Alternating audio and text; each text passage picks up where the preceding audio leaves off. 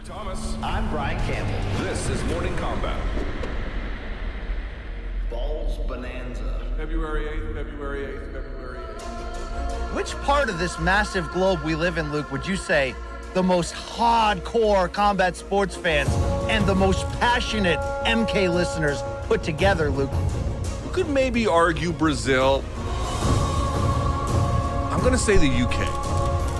The UK is on fire right now in all things combat sports. This is MK going to the UK, headlining a pod festival. This is the one. Balls Bonanza. Your favorite combat show? If it ain't this one, it will be.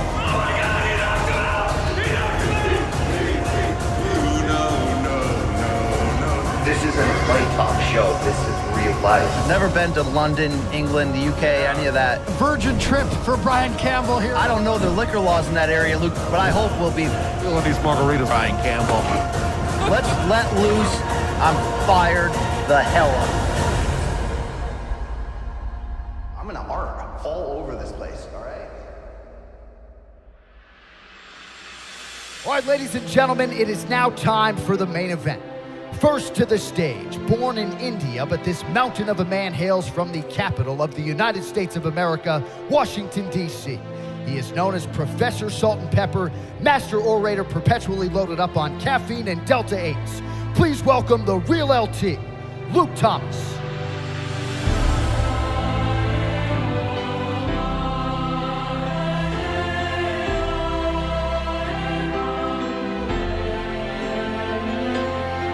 And now getting the red corner treatment today, his editorial partner and co-host, a man who has dared to be great and succeeded. Testosterone levels falling, yet he remains steadfast in referring to himself as the American Alpha. It is the King of Connecticut, folks, Brian Campbell.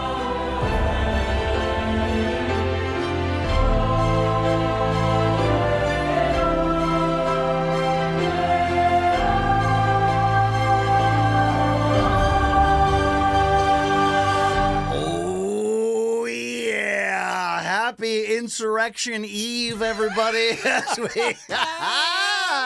As you look back at the high point of this editorial marriage, the London Live show. Shout out to John Anik for that intro. Welcome into Morning Combat, live and direct here from the Meadowlark Studios in Manhattan. Monday, January 5th, 2026. Happy New Year to you all.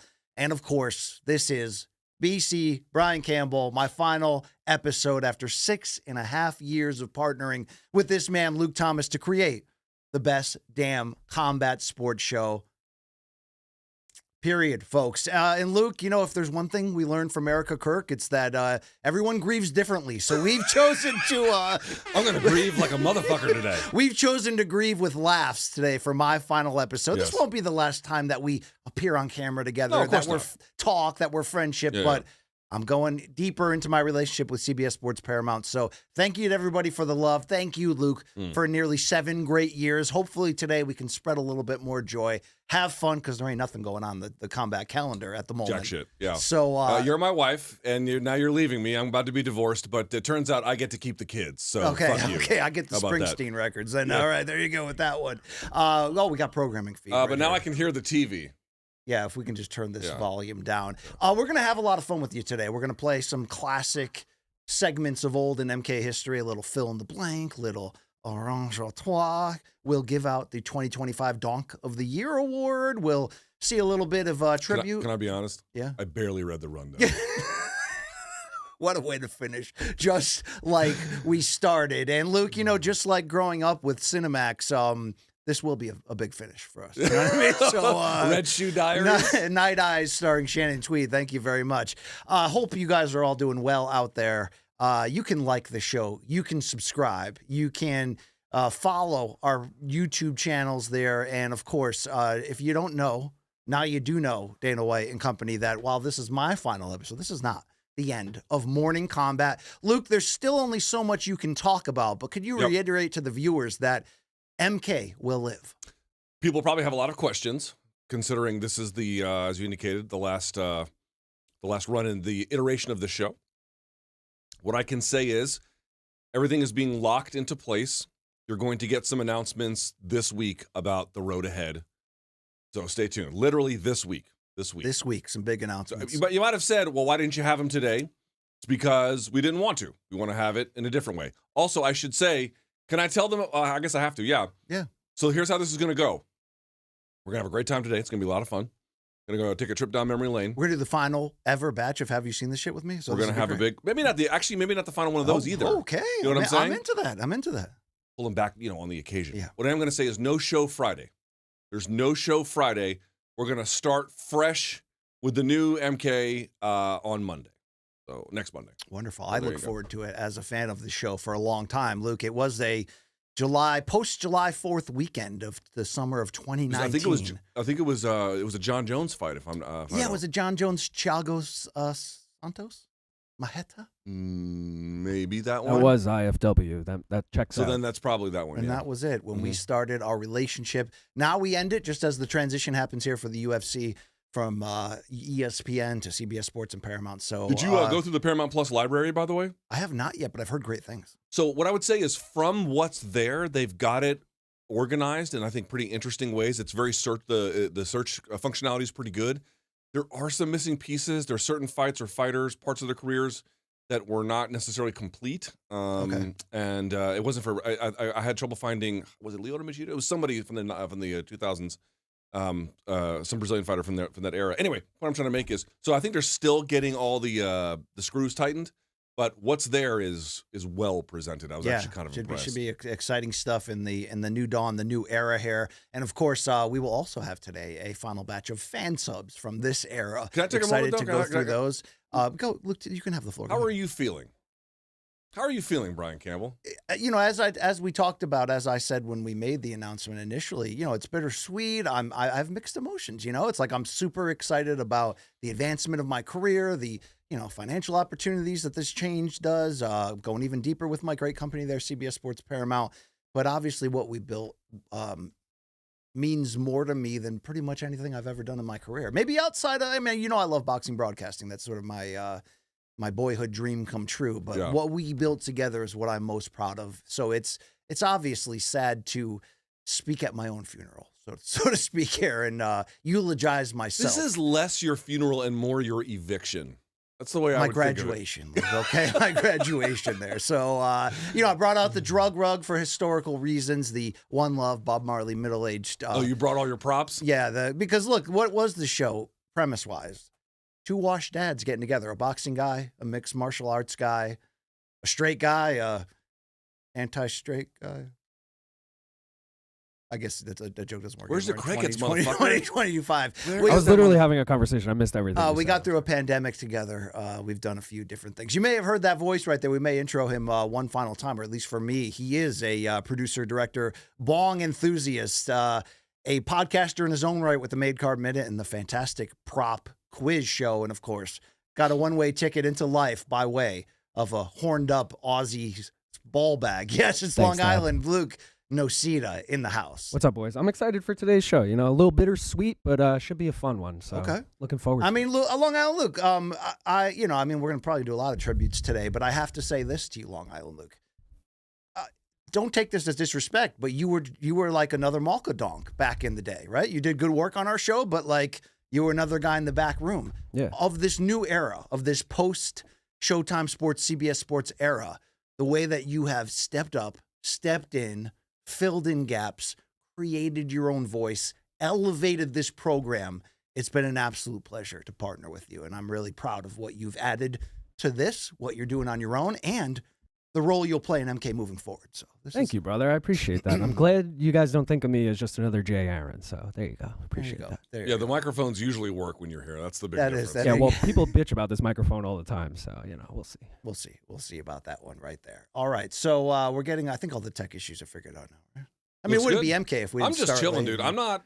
Listen. Yeah, how do you feel about it? That's a fair throwback to you. You know what, man? I don't know. I wonder what I was going to say today because I wasn't really sure, I'm still not sure what I want to say. Because while this is good news for my kids and my career and all this stuff, I'm not going to lie. I got feels, Yeah, of course. No, it's, I will tell you, man, first thing I'm going to say is today is absolutely not a day that I'm prepared to feel bad. Just not going to happen. I'm sorry. And that's in part because of the occasion and in part because there's been a lot of days where I've had some, since the death of Showtime, a lot of sleepless nights about what was going to happen.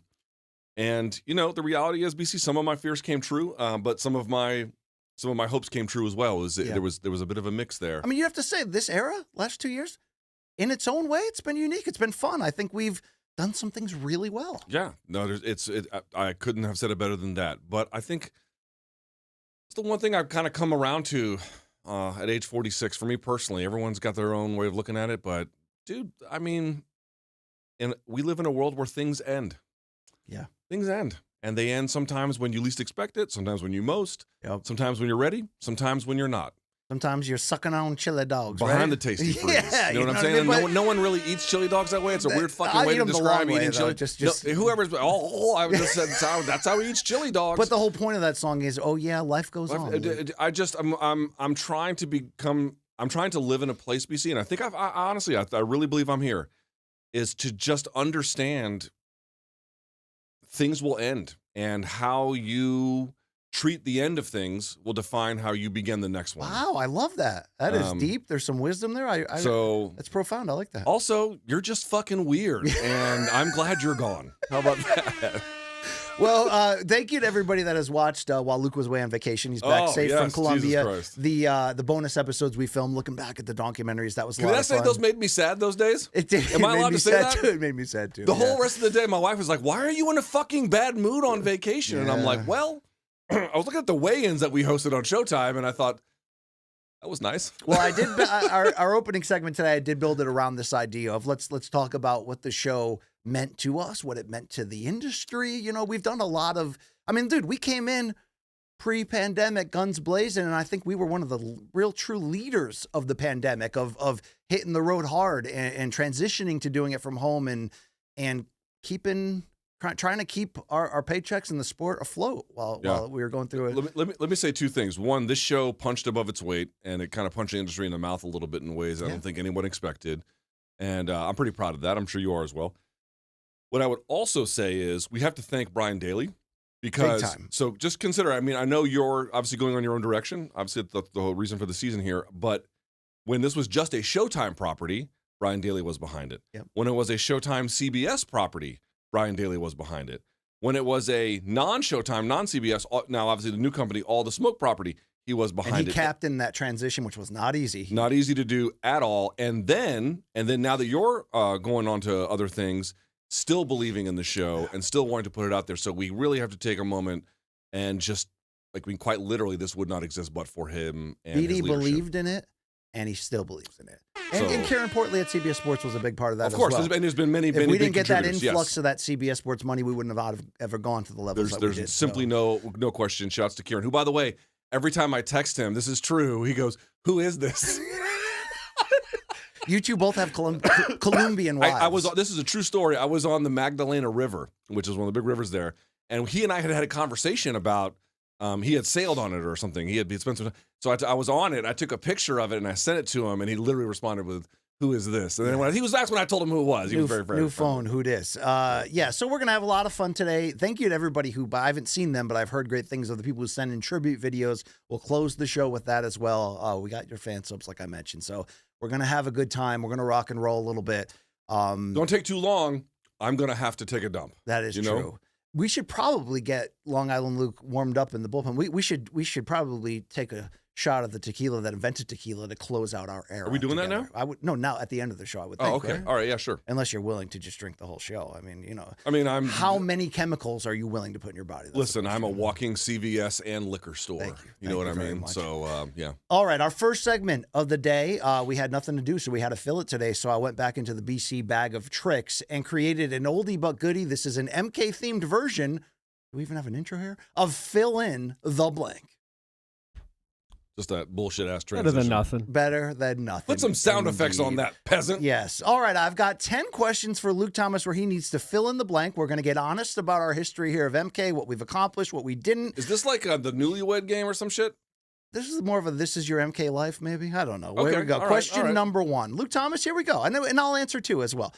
The moment you first realized Morning Kombat might be a success was blank. And to recap, we launched in July of 2019 on Showtime only, Mondays only, and then pandemic starts, but it was the springtime of the pandemic, 2020, that you get added to CBS Sports. We suddenly go to 3 times a week, and we go to that next level. When was the moment where you said to yourself, this experiment, it might have a future? There were a few of them, for sure. Obviously, when Kieran first called and offered the job at CBS, that was a big one. But if I'll be honest with you, dude, I mean, I believed in the concept from the word go. Because the summer of 2018, I made my debut on the MMA beat when you were hosting. Chuck Mindenhall got me in the family. Yep. And basically for a year, I made sporadic appearances, and we built this chemistry, which became legendary. Yeah. What I would say is, to be honest with you, dude, I believed in the concept from day one when we took it to Brian Daly. Like, at the time, we were solving a very different problem.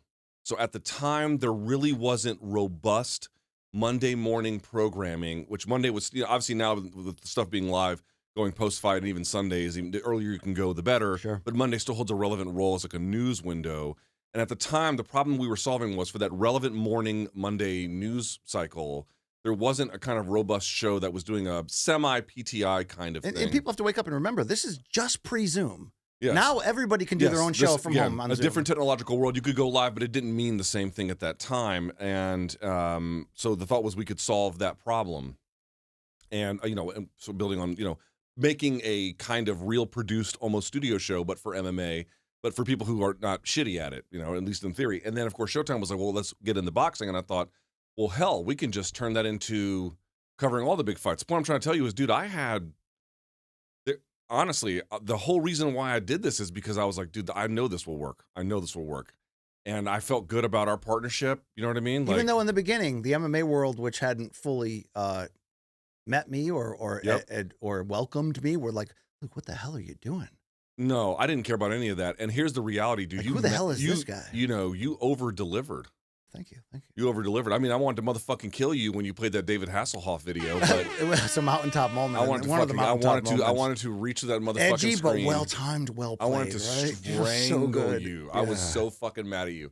However, dude, you fucking over-delivered. So, like, I mean, you're trying to point to like, oh, there was this moment, and I realized, wow, if you didn't feel that way, it doesn't mean that I don't care at all. Like, everyone, it's not like I doubt anything at this point. Sure.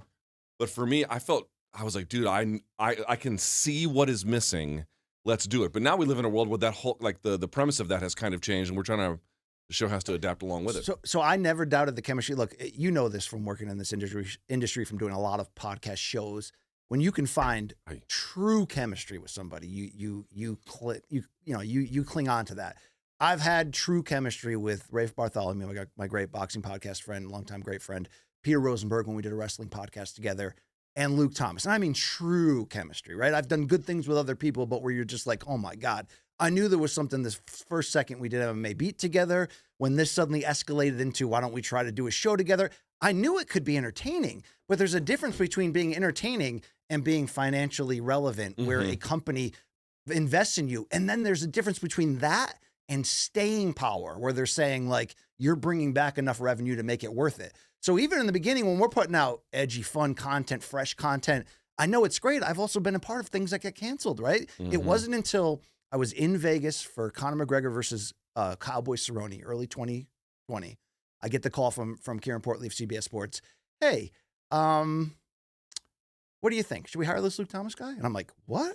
Should we hire Is that him? how that went down? Yeah. Should we hire this guy full-time on CBS Sports and take this show to the next level? And that's the moment where I'm like, oh my God, this, Showtime, we had the backing, but it's still one show a week. Will it ever escalate? Right. That was the moment where I thought, oh, wow. But then the pandemic hits, and I thought the pandemic killed it. It wasn't until I got a second phone call from Kieran later that spring when it's like, okay, we're going to do this now. Wow. So it's wild how that works out that way. It took a lot of believing along the way, but I never doubted that if we had the backing, that this show couldn't be like, well, we'll get into that more as we go. That's question number one. Question number two, Luke, looking back on 6.5 years of this show, blank, and there's a lot of, we're self-jerking. There's a masturbatory we're just blowing each other here. Blank is the biggest regret you have regarding him.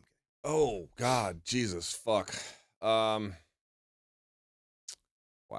Can I jump in here? Because that's what I was going to say when I cut myself off. The only regret I have is that we never reached our true peak. Yeah. We had runs with that Showtime budget and CBS paying your salary where we were able to do almost whatever we wanted. Yep. But I always knew this could be a daily TV show. This could be a PTI around the horn daily institution where, it's combat sports, but it's more than that.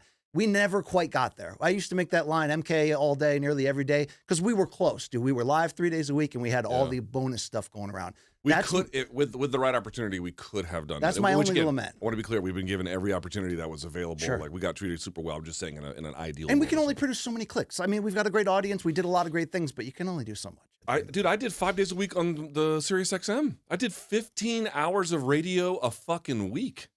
You know what I mean? Like, it can be done. It can. Is be your done. answer to this, you regret Showtime Sports dying an early death that we didn't see coming? That was devastating for me. That ended up being very, very devastating. And you know what? Here's the truth, man. And I've had this conversation with you. Part of the reason why I feel like, there's many reasons why I feel like BC and I worked out well, but a big one was, you can speak for yourself, but for me, I just never ever had to work. I never had to question your commitment. I said this to you. There's not one day where I've ever been like, I don't know if he's committed to MK. Like, I just took it like it was gravity. Like, it'll just be there when I walk outside, you know? And I think that made it work. So it's like, for me, dude, I don't feel like I didn't try hard. Yeah. So my concerns are less about that kind of a thing. Honestly, like, one of my biggest regrets, gotta be dead serious with you. I really wanted to do more with High Court. I really want. And by the way, there is a world where that can still happen. It's not impossible. I wanted Room Service Diaries, our interview version, to be a weekly thing. Once a week. I know you did. I know you did. And that would actually end up being just logistically too challenging. But yes, that is a thing that I think about. I think High Court, and I still think something, either that or something like it, can absolutely fucking kill. I do believe that. God, we never even scripted that or did any preparation. That was literally just turn on the cameras. Dress us up like jerk-offs and let us go. And Chuck figured out his role well. Question number 3. Above all else, blank is the biggest reason why MK resonated with fight fans. Oh, man. Above all else, blank. Is it the honesty? We called people out. We told the truth. I do think so. I think that one of the reasons why at times I have wanted to bury a hatchet into your brain is because you have made me live on camera in ways that I wasn't prepared for, you know, and in ways that to this day I'm not sure is great. However, I don't regret necessarily. That's not what I'm saying. But I think along the way, people, if you do it long enough, people see you live your life, and I think that can humanize you a little bit over time. And I think I'm not saying that's the reason. I don't know what the reason is, but I think that played a big one for me. If you feel different, I mean, no. I mean, we were real. We told the truth. We showed our real selves for the most part. We played up in a pro wrestling way, our sort of default characters of goofy guy, serious guy, MMA guy, boxing guy. But we told the truth, and we had real chemistry, and it became apparent once we tried the original Room Service Diaries that, like, combat is our subject, but we can talk about anything. And that's rare that you can get two people together that can just talk about anything. I feel like also too, for a produced show in Showtime Sports backing CBS, we were one of the first shows that I thought could, at least when we did our homework anyway, could competently do MMA and boxing. Yeah. You see that a lot more commonly now. But I always wanted to launch that idea and was told every single time that'll never work. It's not supposed to work. It's That's not supposed to work. The issue. And it's become almost mainstream now. And the truth is, I don't think the show succeeds because of that necessarily. I think it's an interesting feature about it. It's because the other stuff worked that it gave us permission to do some of the other things. Well, I think it's key that, look, do I have people are going to watch the show and be like, look at these two absolute ball lickers of each other. That's what we're doing. Do I have a white belt MMA knowledge even to this day? To some people, for sure. But you gave me the room to speak. You didn't, you know what I mean? You challenged my takes, but you gave me the room to speak. And on the flip side, you stepped up in boxing. You had covered it through the years, but when it was time to go all in with our Showtime relationship, you went all in. That's a big regret for me, too. And you swam in the deep end, dude. Like, you were... I have a big regret about that. I definitely tried, but I feel like I have a lot more work to do to get good at that. And I wish I had a little more time to do that. So that's a bit of a challenge. That is actually, I'm it is proud easier. of you. You stepped up, dude. Thanks. It's easier to get good at MMA knowledge only because the sport's only been around since basically '93, and the first part of that even now is not a thing we discussed more recently. Whereas boxing's history is so fucking significant, and there's so many little nuances to it. It is hard. It is tough, actually. I have deep respect for people who can cover boxing competently. It is not easy. And finally, why we resonated, and this is why the Showtime side of it from the beginning is so important. They never stopped us from being edgy. In fact, there were many times where we would close the episode and I'd be like, oh, crap, we probably went too far. And they'd be like, no, not far enough. Keep doing that. You know what I mean? Like, if we didn't have that backing, even through the CBS era, it was almost like, okay, you're a Showtime property. We somehow convinced the people who paid us to also believe that our mission was to never be told what to say. And they went along with it. Like, I cannot explain to you how incredibly rare that not just now, at any point in my that just doesn't happen. Did we go too far at times? Obviously, of course. Yes, I got a few phone calls along the way. Yeah, there were 9/11 fans, but we went to so R.I.P. Dale Senior. I'm looking forward to 9/11. There we go. Brian Campbell. Question number 4. If now, not everybody knows this, is that it started on Showtime. It almost started on MMAfighting.com, where we were doing the MMA beat together. Yeah. So if MK had launched on MMA AF in 2019 as originally planned, the show would have lasted blank amount of years. 3 or less. It would have been MMA only. 3 or less, something like that. Okay. Which isn't to say it couldn't have. I mean, maybe that's not true, right? I can't speak for MMA Fighting or Vox Media's editorial priorities. I don't know. I would say though that that's not fair. I kind of retract my answer there a little bit. Okay. There could have been a world where that could have gone on much longer and looked very differently and been very differently. I think that's kind of the first thing. It's just how different it would have been. Yeah. Again, maybe more of someone's cup of tea, but just different. And then 2 BC, I think it's fair to say there was a certain kind of Showtime magic that I don't want to deny the people and the company who helped ignite that flame. I think the that creativity, would be wrong. the willingness, a lot of things went and also well the there. credit card was fucking nuts. It was wonderful. All right, I'm gonna pull back the curtain here. Hope not too far for question number 5. All right. Fans likely don't know this, but MK came blank close after Showtime Sports ended to becoming a TV show filmed in Washington D.C. in 2024. I mean, extremely. That one. They were gonna fly me every episode. Yeah, that one. That was close. That one broke my heart a little bit. That went to like the 1 yard line. That was pretty close. Oh man, yeah. That one. The answer to that is yes. That was really, really close. Yeah. All right. I'm very happy, by the way, how we rebounded from that and the end of like I said, Sports. there's a million ways it could have gone. It went the way it went, and I'm happy with it. All right, number 6. I don't need a Luke Thomas answer. I need a real answer. The 3 donks who are most deserving of being first ballot MK Hall of Famers are. No, Luke Thomas. Give me the 10 best. Give me the 3 who are most deserving in your eyes. Oh, that's tough. First ballot MK Hall of Famers. I feel like we got to say Jay Paquette. The guy's passionate. I will say this. This is not 3, 2, 1, 1, 2, 3. Yep. I'll give you 3, but not in any order. Okay. So Jay Paquette for sure. Man. Who start naming some of your short list? Average Joe Romero. That's my guy. Fuck. How could I He went exclude from him? fan to merch creator. Okay, so he has to be on that list. Yes. Man, the coveted number 3. See, That's here's hard. the problem, right? There's people we kind of know in real life, and then there's people who are just digital to us, but they're But have like, been there from start to finish. but they rally every fucking time. I'm tempted to say people like Lazy Bed. Like, I mean, yeah, like Alan W. Alan like W. Telvin Key Papa. You know what I'm saying? I don't know. I'd probably maybe those 3 I'd go. I mean, guess. shout out to Web Scream too. Web Scream. This is what I restaurants mean. they frame the first dollar. You get mad at me for saying it has to be just 3, but 3 is hard. 3 is hard. Right. It's not easy. All right, question number 7. If Showtime Sports hadn't died and CBS had never pulled the ripcord on MK at the close of 23, MK would be blank right now. Thriving. Thriving. Yeah. I mean, here's the reality that I think we all have to face, and I know there's some debate over this. Obviously, and I'm not in any way trying to have a combative answer. I'm trying to be as truthful about how I see things. I don't think it is unfair to look around and say, certainly TKO and the UFC are making incredible amounts of money. This new Paramount deal is beyond lucrative. And so there's no question about, at a bare minimum, the financial health of that company. But I do think that the MMA industry has contracted a little bit relative to a peak maybe circa 2019 or so. I mean, you could even say maybe a little later, depending on how you want to measure the pandemic. But you get the idea. And I think all shows would have had that same challenge, and MK would have been no different. But I think we had a winning formula. Yeah, with that Showtime budget. That would have kept us maybe nice. Just enough to like the side of the company where we still could have told some truths without.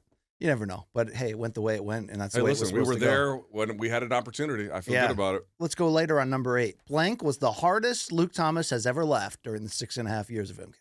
Has to be expired food. Or no, sorry, not expired. The Chewbacca what? No, yeah, the Chewbacca one. That's the same sit down, right? Yes. That was Vegas. So the Chewbacca one, and then the one where it's like, what's your favorite discontinued food? That was. You're right. You know what? I wouldn't have come up with that for the first 10 answers, but that might be the answer. That RSD to me is my favorite. It's the one I remember the most.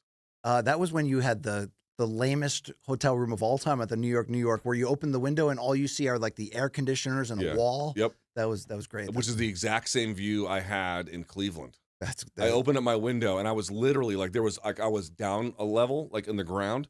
So I'm looking at like just pure cement with a fucking, HVAC wonderful unit. And then up there was just the bus stop. And I was like, yeah. And you were sober for that RSD. So that's a choice. Why would you ever be sober in Cleveland? No, I'm talking about the RSD with the discontinued food. You know what I mean? Oh, that may have been the most non-sober you ever were. I mean, I was. Camper. Yeah, I don't. That was. I couldn't think of it, but there was one. Fried. There was one specific pregame preview where you. Where I threw you up? were not ready for prime time. We shot it in the studio, and we were in the studio or like on the roof. No, in the studio. Okay. And we went for like the mic check, and you couldn't form a sentence, and you were supposed to host that day. Oh, and I was like, I had slept maybe like 3 hours or something. Yeah, I was like, we might have to walk this guy through this one. All right, let's go to number 9 of this masturbation experiment. The best way to describe the impact MK has had on combat sports journalism is blank. I don't think it has. No impact at all, you're saying? No.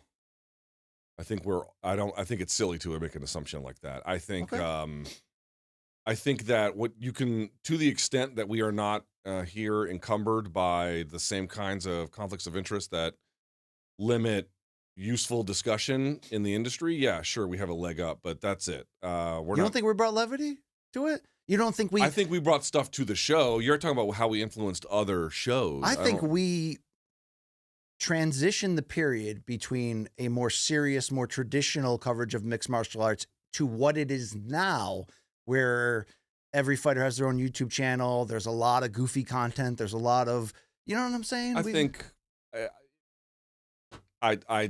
that kind of stuff would have happened no matter what. We might have been the people who ushered in that transition era or whatever, but that would have happened no matter what. And I don't think that the show needs to be, like, however you feel about it, it doesn't have to do everything. Like, there's some things it doesn't do, and I don't think... I'll tell you what it did, though, for us. It paid us a lot of money. Yeah. It paid us a lot of money. I did all right the last few years. We did all right. Finally, Luke, fans have been waiting for this answer for years. I think we're going to finally get it today. This is me opening the curtain. Don't get upset, Luke. Just answer it straight up. After you appeared on his podcast in 2019 and never mentioned Morning Kombat or my name once, Joe Rogan, after the microphones went off, said blank to you. The $1 million question. Finally, we get the answer, I think. Or do we? Oh, dude, do I want this headache? You don't have to answer? No. Did he ask you out? No, I need peace in my fucking life. No. Okay. Not right. I can't do this right now. Right. Let me tell you something. Over the break, it was nice to have a break. I uploaded one video with the first Monday. I think I was there in Columbia after or maybe it was the Sunday after the Jake Paul fight. Yeah, but are you talking about Diddy? No, that was an interview I did with a music journalist. That's a different one. Okay. And that was pre-recorded long before that. We just put that out. Did he do it? He did. He is certainly a bad guy. Yeah. I don't know exactly what the fuck was I talking about? You were talking about Rogan. Oh yeah. No, I cannot do this. I said to myself, did it involve his height? No. No, it did not. Okay. No, it did not. We'll leave it at that. The last thing I was going to say is I made a commitment to myself on this vacation that Oh, I need to prioritize my health in the new year in a way I don't think I have. Let's go. Let's go. So, yeah. You're allowed to heal. You're allowed to be happy. You know? Yeah. I think it's important. All There right, you go. that was segment number 1. Thank you for playing Fill in the Blank. We did have an award show that we filmed in between our documentary look backs. I hope you saw that. Looking back at 25, kind of looking ahead to 26. We forgot one very, very important award, and it's to honor our loyalist of hardcore day one P1s, whatever you want to call them, Luke. The people that are obviously in this, not for the takes, the MMA. They're in it to one day harvest organs, right? Like they want us to eat their semen-filled sausage. All right. Your nominees for 2025 Morning Kombat Donk of the Year are future UFC bantamweight Christian DeGuerro, Espresso Cannabis, who was so nice to outfit today's episode, Luke. Holy shit. Saul from Louisville, shout out. Telvin Kipapa, fellow Owatan, Mahalo Daz on that ass. Back up on the ass, get these motherfuckers. That was a blast in the past. And shout out to England's finest, Lazy Bed MMA. Is that, wait, that's England? No, the other guy's from England, but Lazy Bed's from the JBR crew, right? Yeah, there we go. Lazy's from Ohio. You're Lazy's from thinking of Ohio. Danger I'm Mouse. thinking of Danger Danger Mouse. Mouse, But yes. I was thinking of Lazy Bed. He got the nominee here. Shout out to the Sandine as well and the JBR crew. And your winner is...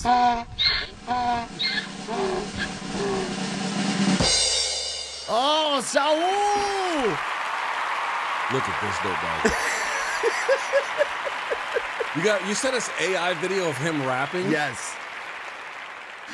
Look at this reprobate. That was from my live chat where he phoned in live while he was cleaning gutters. Are you and fixing shitting the me? roof. Yeah, it was a classic moment there. Luke, how would you describe? Congratulations, Saul. You have been a day one guy with us. As you look back at the Donk of the years, over the years, Web Scream in 2020. Wow, look at this. Damien the Donk, who they say he's not incarcerated. They say he's still around in Stockton, California. 2022, who could forget the JP and Appy standoff that we didn't get to because the Showtime people wouldn't let me actually let them fight on stage in London to see who was the real Donk of the year. You know what I mean? I'm like, boxing gloves, let's get it. I forgot. Oh, why Average did they Joe do that? I think they were afraid that Appy was going to show his piece or something. I mean, to be fair, they had a right. You know what I mean? They had it right. Yeah. The fans the year before, thank you so much. Luke, how would you describe the passion that Saul A. from Louisville brings to this program? He is a fan in a way even I don't understand.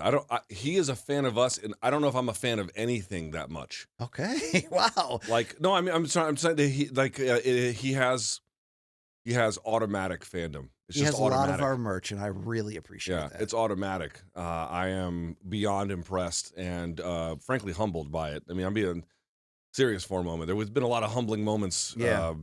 And I feel like when people like what you do like that, it's jarring at first, you know? I love that Saul takes us everywhere In he a good way. goes. He's Huh? great on fan subs because he's like, oh, yeah, I went out to a concert the other night Yeah. and I wore 3 pairs of MK clothing. Here it it's is. just you part know? of his life. I love it. Like breathing. It's fucking incredible. If we would have done another regret, MK in your house, we would have started off at his house. Oh, that would. Yeah, BC wanted to go on the fuck all the wives tours. I don't think that's really, and it was Just at out least there- not in just print. out there you know? hammering the Yeah, donks' yeah. wives while they're at work.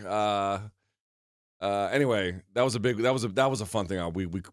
It could be done, but it would take a lot of Insurance? effort. Yeah. It would take a lot of It would take a- it would insurance. take a lot. Shout out, Saul. We appreciate you, brother, joining a Yes. long list. If you could show that list one more time of the people that we have recognized. Now, not everybody is still watching the show. I do talk to Web Scream every once in a while. He Yeah. lives in Italy. So a lot of people don't watch MMA either, too. That's true. It's kind you of know how many people connected. told me when I said I was leaving that they only stay in MMA because of Yes, this show? I cannot tell you how many MK fans have been like, I don't really watch MMA anymore, but I do listen to MK, and that's kind of how I keep in touch with it. Yeah. I get that all the time. All right. Well, Luke, it's not just everybody waiting during the 6-week plus gap of mixed martial arts and the UFC as we get fired up for January 24th and the kickoff of the Paramount era with UFC 324. The sports world is red hot regardless of that. And the NFL playoffs here are getting even hotter. They've arrived. It's win or go home time. And with Pick 6 from DraftKings, the newest fantasy pick'em game, every snap is a chance at bigger payouts for you, the fan. So every yard, every touchdown, every moment, all of it can turn your playoff picks into huge cash prizes. It couldn't be simpler, as we always tell you, than we pick a category and it's either more or less. We're talking about rushing yards. We're talking about receiving yards. We're talking about touchdowns. If you feel like you know what you're talking about as we enter the wild card games in the first week end of the NFL playoffs, then you may be able to capitalize on here. Luke Thomas, we're talking about Saturday, and we're talking about the LA Rams at the Carolina Panthers there in the NFC wildcard game. If I told you quarterback Matt Stafford of the Rams, you know this guy, Super Bowl winner, right? Yeah, former player, University of Georgia, I believe. Yes, you're right. Go Dogs, Jed. 264.5 passing yards against that Carolina defense. More or less, LT? I feel like I sleep on Matt Stafford and he overperforms. I'll take the over on that. Ooh. You know what? I'm going to give Matt Stafford the benefit of the doubt. Go Dogs. Okay, Saturday in the late game, it's an NFC Norris division, as Chris Berman would say, showdown, as the Green Bay Packers invade Soldier Field and Ray Flores' Chicago Bears. Ray's going to be, is Ray more fired up than this Bears division championship playoff run or the history of Hasbulla? Hasbulla. Yeah, definitely. Hasbulla. What do you know about Green Bay quarterback Jordan Love? And what do you know about 226.5 passing yards against that Bears defense? Are we going more or are we going less? I don't know enough to comment intelligently, but I do know that he had been good early in the season and they've kind of fallen off, I believe, is my understanding. That's probably wrong. I don't really know. I'll take the under, though, because I do believe that the Bears are they're having a not quite sort of a Commanders-ish kind of season that we had last season. They're getting lucky at and having these big moments that are unlike this year's capturing. Commanders. Yes, unlike this. Although the Commanders beat the Eagles last night, I did watch that game. All right, running back of the Bears, DeAndre Swift. We're talking about total touchdowns, rushing or receiving, 0.5, more or less at home against the Green Bay Packers. I'll take the over. Okay, I'll take more. Take the over there. Yep. Well, whether you feel like you know more than LT, you can put your knowledge to the test, compete against your peers, climb the leaderboard. Will that star running back top 100 yards? Is the quarterback throwing more than 2.5 touchdowns? That's up to you. And the best part, DraftKings Pick 6 is available in Texas, Georgia, California, and dozens of other states nationwide. New customers, here's your playoff bonus. You're going to want to hear this. Get $50 in Pick 6 credits when you make your first Pick 6 entry for just $5. Luke, how do they take advantage of this? All right, here we go, folks. Download the DraftKings Pick 6 app right now and use the code COMBAT. That's going to be COMBAT with a K. Just $5 gets you $50 in Pick 6 credits. Ride the upside in partnership with DraftKings Pick 6. The crown is yours. Gambling problem? Call 1-800-GAMBLER. Connecticut, call 888-789-7777 or visit ccpg.org. 18 plus in most states. Void in New York, Ontario, and where prohibited. Restrictions apply. One per new customer. Bonus awarded as non-withdrawable Pick 6 credits that expire in 14 days. Terms at pick6.draftkings.com/promos. Limited time offer. Well said right there. Luke, when you got off the train, by the way, this is the earliest you've ever gotten here, and I appreciate you doing that on my last day. I always send my wife, and when on Monday mornings, I always send her a note telling her I love her and that I hope she has a great day because she has to get Tukes ready and take her to school by herself. And I sent that note, and I looked at the timestamp. So I'm in the train, sitting in my seat, sending my wife a note. Right, I'm already settled. It was 4:47. Yo, I couldn't even take the DC Metro. It doesn't open until 5 a.m. And I was like, well, I'm not going to bike there because it's going to be cold as shit. Yes. So colder than I had to get I had to get a titty? fucking $40 Uber this morning. Wow, that's dedication for our send off here. And the first thing you said to me, speaking of DraftKings and the crown being yours, is when you walked in, you're like, "Sorry, BC, before I talk to you, I got to go drop a deuce." So were you crowning like the King of England? That was the second one of the day. I took one on the train earlier. Oh my God, that's so disgusting. All right, thank you very much right there. Shout out to our sponsors. Our next segment, what are you going to do, fire me? Our next segment here, normally we do it on Fridays, but since this past Friday we had an MK documentary director's cut look back, check that out, please check it out. But every Friday, traditionally, we give you morningcombat@gmail.com to reach out with either your dead wrongs or this other segment where, yes, the fans put their artwork on our fridge. They show pictures of Saul's wife and our gear. For the final time in the BC era, at least, this is fan submissions. You've got mail. Viewers. Yeah, we've got a lot of them right there. This is okay. So you asked, like, why did MK work? Partly stuff like this. Where we clown ourselves for having mostly male viewers. Yes. For being old and shitty. Even though in the beginning you were like, I'm not sure I want these fans in my life at all. I don't care if they live or die. I didn't understand. Dude, I'm being honest. Like, you learn over time how to have the kind of relationship with the people you don't know but know Parasocial. you. Yeah.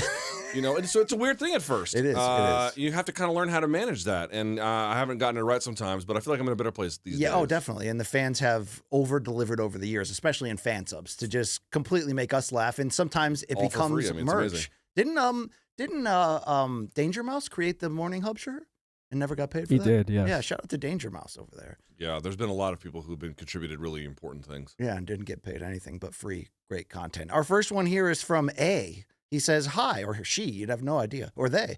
Hi, I created this poster inspired by the masterpiece BC has been finger painting for years on Morning Kombat. Gracias, BC, for all the entertainment. Holy shit. This is awesome right here. That is pretty So incredible. what does it say? Can you read the right? It says, From our holes to yours twice a week. is Now, this, I cannot read the disclaimer language. Long Island Luke, have you read through that?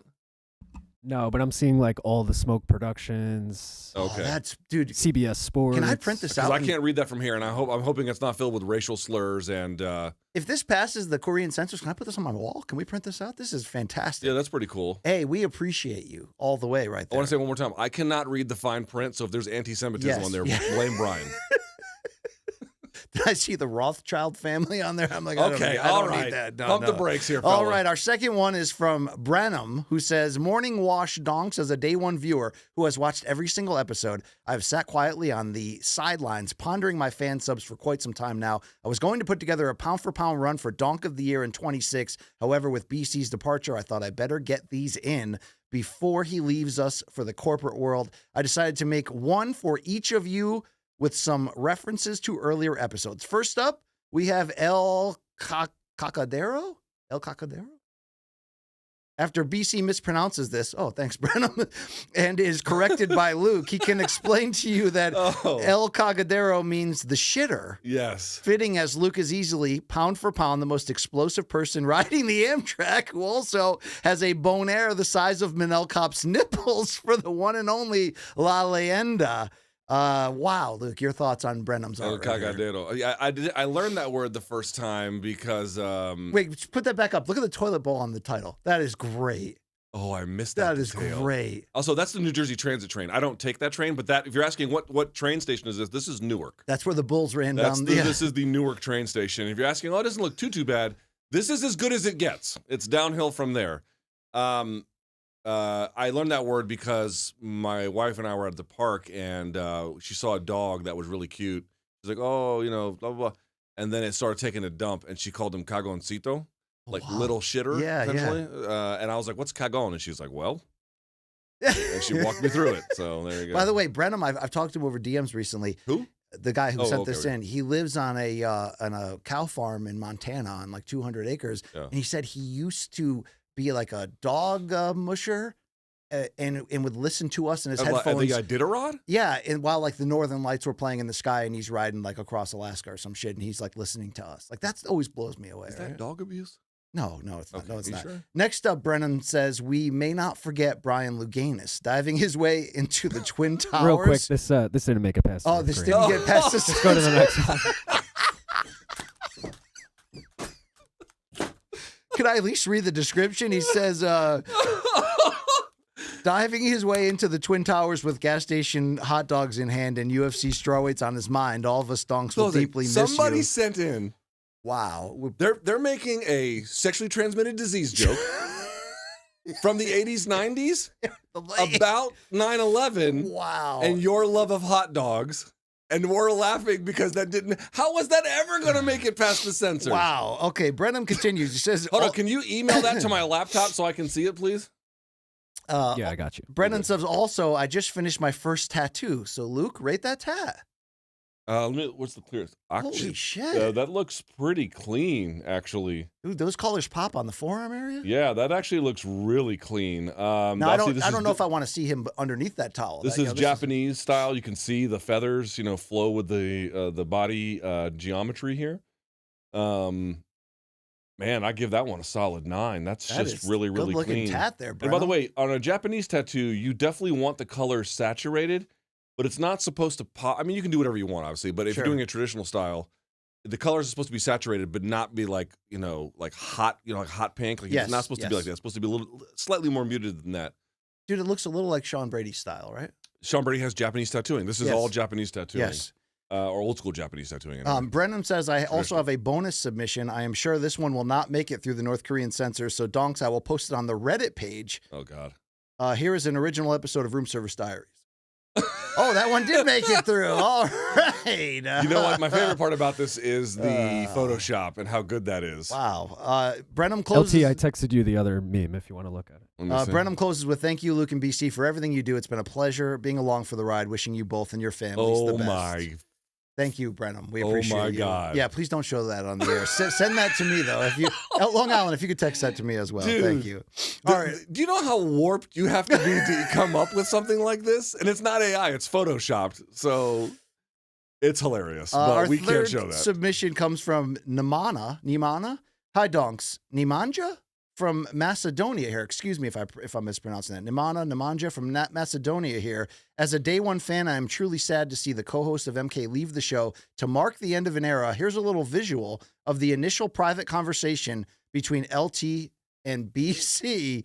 Wow. I'm sure that in 26, Luke and other washed dirtbags will continue to deliver banger episodes. And to Brian, best of luck on your new job. Don't forget to bring your art and make it an all-out balls bonanza. I love that. We were lucky to have you, and you will be missed. Happy holidays from Nemanja, one of the two. Luke, this is the breakup with what? Jennifer Aniston and somebody else? I have no fucking idea who's in this movie. Yeah, pick a side, right? Vince Vaughn. Vince Vaughn, thank you very much, Long Island. That is coming January 5th. Today, we're breaking up. Well done. Thank you so much. Let's go to Hawaii's own Telvin Big Papa Key Papa, a finalist for 25 Donk of the Year. He says, aloha, Donks. This is your favorite Hawaiian here, Big Papa. I wanted to send a meme that best describes BC's next chapter in his life with none other than Governor Penn.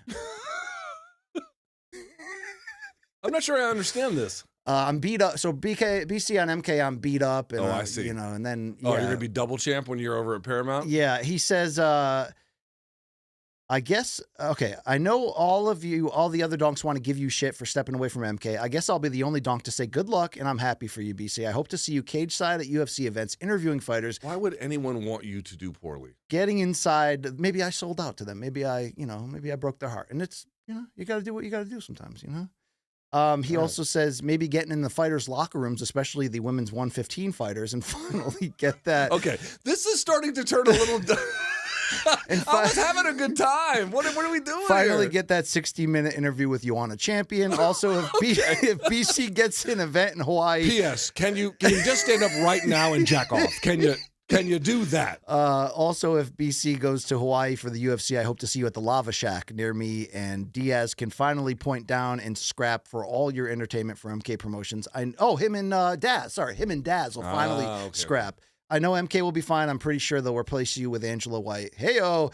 Anyways, best wishes, Mele Kaliki Maka. And aloha. That's Hawaii's way to say Merry Christmas, yeah, right? to you. Yeah, it's a great song. Let's hear from Nathan. He said, thank you so much, by the way, Telvin.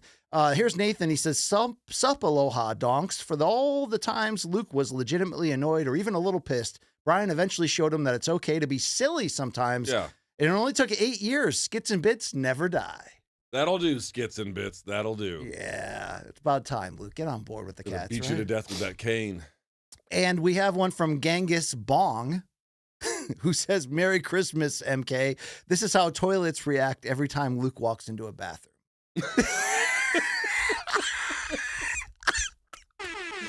God, that's so good. That's so good. That picture is especially good over my stupid face. Oh, my gosh. All right. We are also going to hear from Josh to close out this batch of fan subs, who says, I hope a few of these make it in. There's also a short video for Brian. So that's Wayne Newton with a lightsaber? A painting. Well, sorry. That's me dressed up as Obi-Wan with a paintbrush. Yes, and that's Wayne Newton in the back. What is Wayne Newton doing? I don't know, but I'm at Penn Station. Oh, you know how I always say homeless people clean shower in the sink at Penn Station? I have seen a homeless bathroom? man cutting his pubic hair. I There guess you You're go. dyeing your hair. I'm dyeing my hair. That's it, Luke. Oh. I don't know the Wayne Newton part of it, Well, but I think I've compared you to Wayne Newton before. that's right with the when the you had shoe like the polish. shitty hair job. Remember Yeah. that shoe polish job? Yes. Remember I dyed it like 10 minutes before we came down to set for that. So this meme started a little weak and ended up actually quite strong. It actually is pretty awesome right there. Oh, look at this. Dude, that is great. Oh my God. Wow, Insurrection Day. Look at that. Jan 6 in the house. I look a little weird. Garbage Lukita Margarita. Love it. Oh my God. Love it.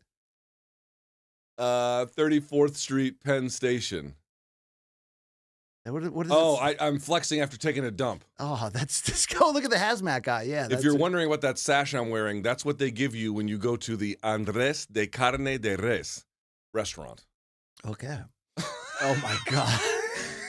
I mean, I don't know who leaked the new co-host of Morning Combat, but we're gonna save that announcement. this was not the way I expected the news to get out. Oh, I'm just looking at that Brian Luganis. That's all of them. One from Brenham right now. I'm just looking at The Luganis one? Yes, oh Dude, is that the funniest fucking thing you've ever seen in your life? morningcombat@gmail.com. A quick question from me Yeah. as a fan now moving forward. Yeah. Will you still have these segments? Yes, things like that. I mean, I think one thing I would say is obviously everyone's gonna have to expect some changes, right? Yeah. It can't be what it was, in both good ways and bad. But, part of the show's DNA is this kind of thing. Okay. So if we didn't, it would be a pretty tragic mistake. So That's a we're fair gonna point. do our best to, to keep that where it can go. Hey, let Long Island Luke cook. Let him cook. I'm about to just hand over the keys to the Commode? kitchen, and well, that makes no sense, but whatever. You get the idea. We going hungry tonight. In all seriousness, I'm telling you, I'm gonna let him do his thing. How's taste? Yeah, indeed, right there. All right, that is your fan subs. Now we go to another filler segment here, Luke. I've done this a couple times. People have liked it. So for the final time here is a little one I like to call A Trois. Oh, with these bum-ass fucking transitions. So, Luke, I've got 8 different combinations of 3 things, and you have to rank them, typically from best to worst, okay? You ready for this? Rank things best to worst. Okay. Potential Conor McGregor White House opponents. Michael Chandler, Nate Diaz, Max Holloway. Jesus. Give me a best to worst. Arrange those 3. So I'm going to answer it as follows: best to worst. Said. You as a fan, your biggest interest in. Can I register up front? I will answer the question, but my real answer is none of them. I don't want to see. Who do you want to see, Poirier or no? I don't care about seeing Conor ever. Oh, okay. I'll say that. Even though the Trump family just invested 20-something million in his. Did they? Into Conor's company, that MMA thing. That's fun. All right. However, answering the question about what would produce the most compelling fun. Yeah, and make people excited, all that, yeah. You have to go McGregor Diaz 3. As number 1. As number 1. Okay. I don't know how you do that. Now, someone's going to say, well, isn't Max Holloway right now the most difficult fight? And the answer is yes.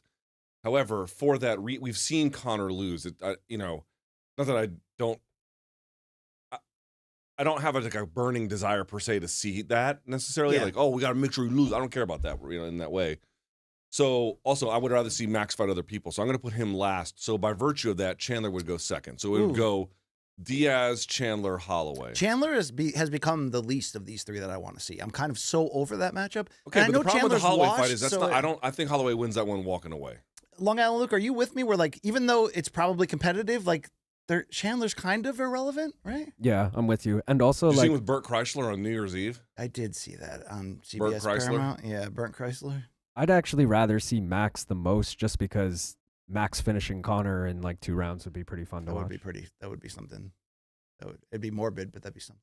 Yeah, it'd be a spectacle probably for different reasons for all 3. What about Poirier 4? Since 3 didn't really tell us much beyond Conor's dislike for Poirier's wife. Again, I think the only one where I feel like just go Nate. Is Nate. Yeah, that's just the only one that really makes a lot of sense. The battle of each other, it has almost a Thrilla and Manila vibe, right? Where it's let's not. All right, let's not go that far. Number 2, Luke. Timeless MK one-liners from best to worst. Let's bang, Tui. I'm feeling these margaritas, Brian Campbell. And real talk. Men do. This is an easy one for me. Okay. Again, best to worst.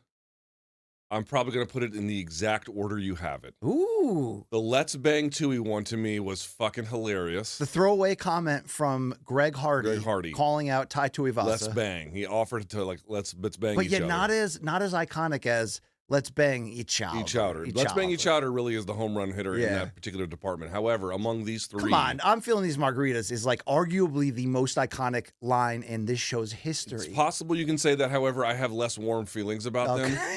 And also, I hate Real Talk Like Men Do. And I've always hated it, and I still fucking hate it. I wish you would play it once in a while, all right?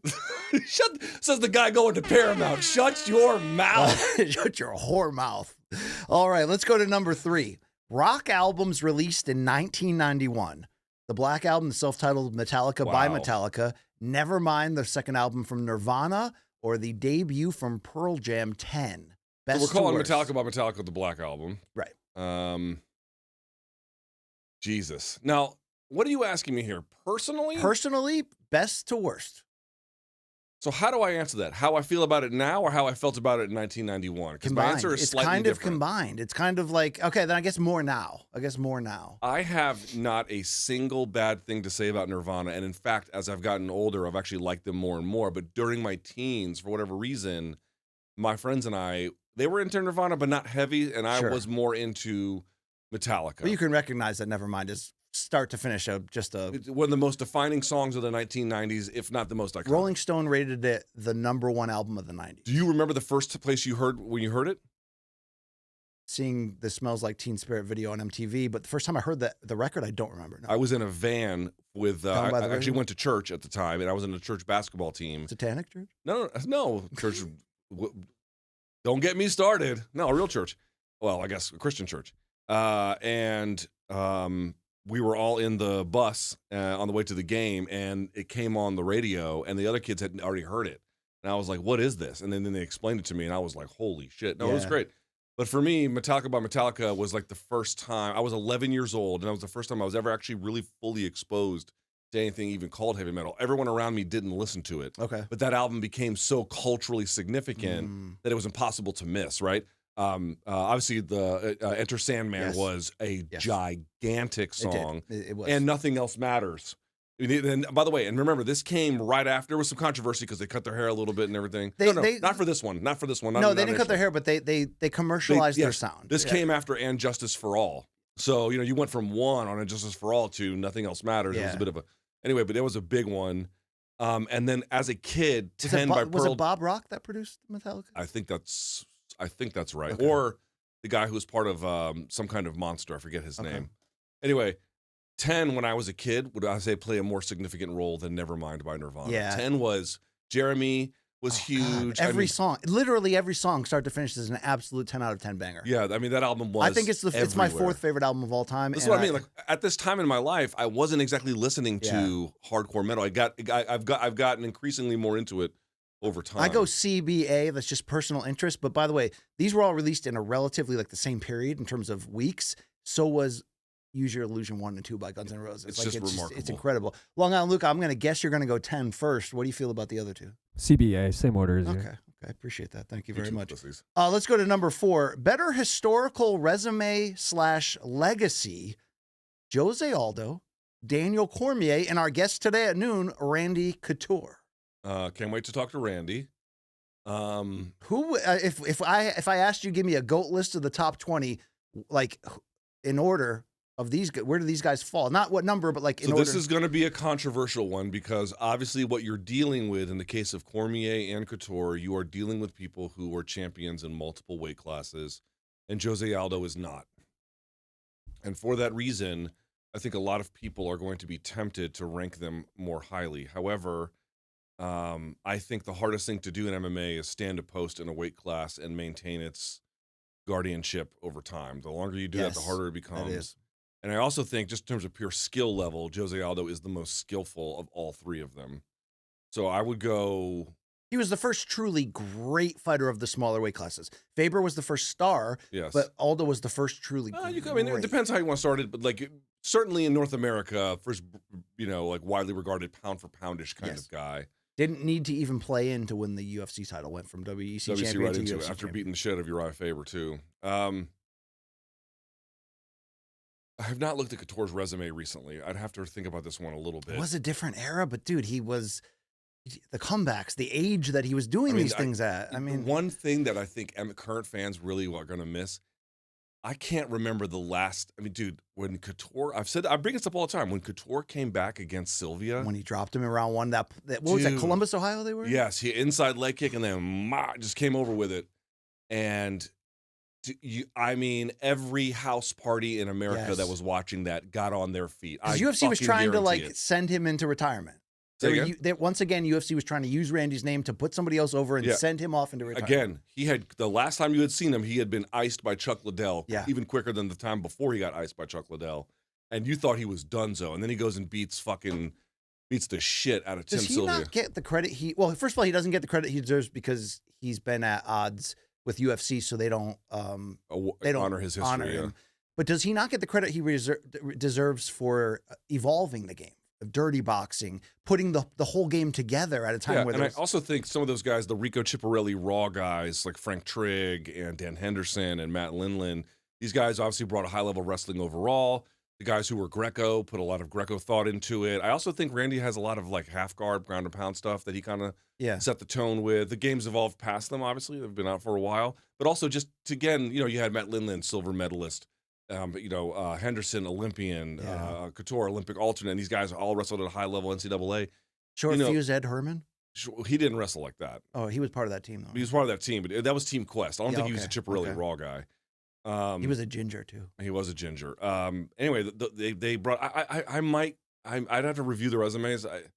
Dude, Cormier's criminally underrated. Yes, he is. I might go ABC, but you could go ACB potentially. Okay. I'd like to argue Cormier is first. People get mad at me when I say that, but I think after Cormier beat Stipe, he was like as close to the GOAT conversation as possible without having beaten John Jones. I think a thing that people really sleep on. By the way, something happened that we were out. Did you see Yoel Romero against Pat Downey at Raw Wrestling? Yes. Just a fucking marvel of genetics. Yeah. But I bring it up to say on Cormier's case, I mean, this is really his second athletic career. Yeah. His first one, he had a full life of that, and then he's on bonus time here.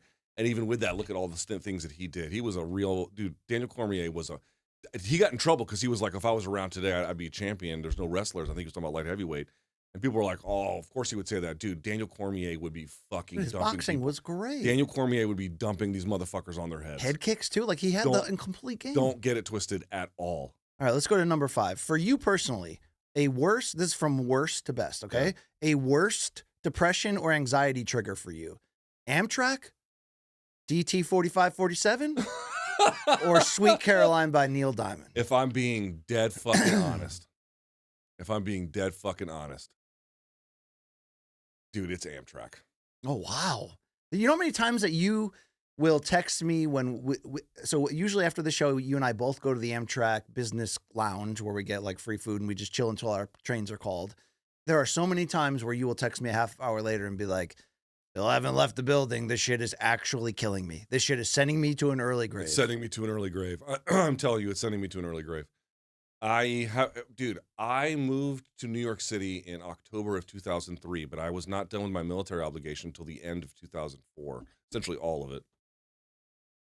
And during that time, I had to go back to Richmond. My unit was Hotel Battery 314 or 314 4th Mardiv.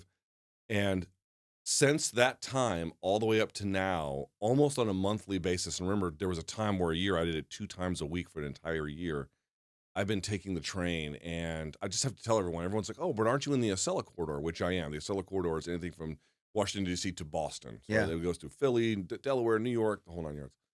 And that's the most high functioning. And I can tell you, that's a relative fucking description. I don't want to beat up on rail any more than I already do because we need more rail in this country. But dude, especially in our young males, right? We need more rail yards then, you know what I'm saying?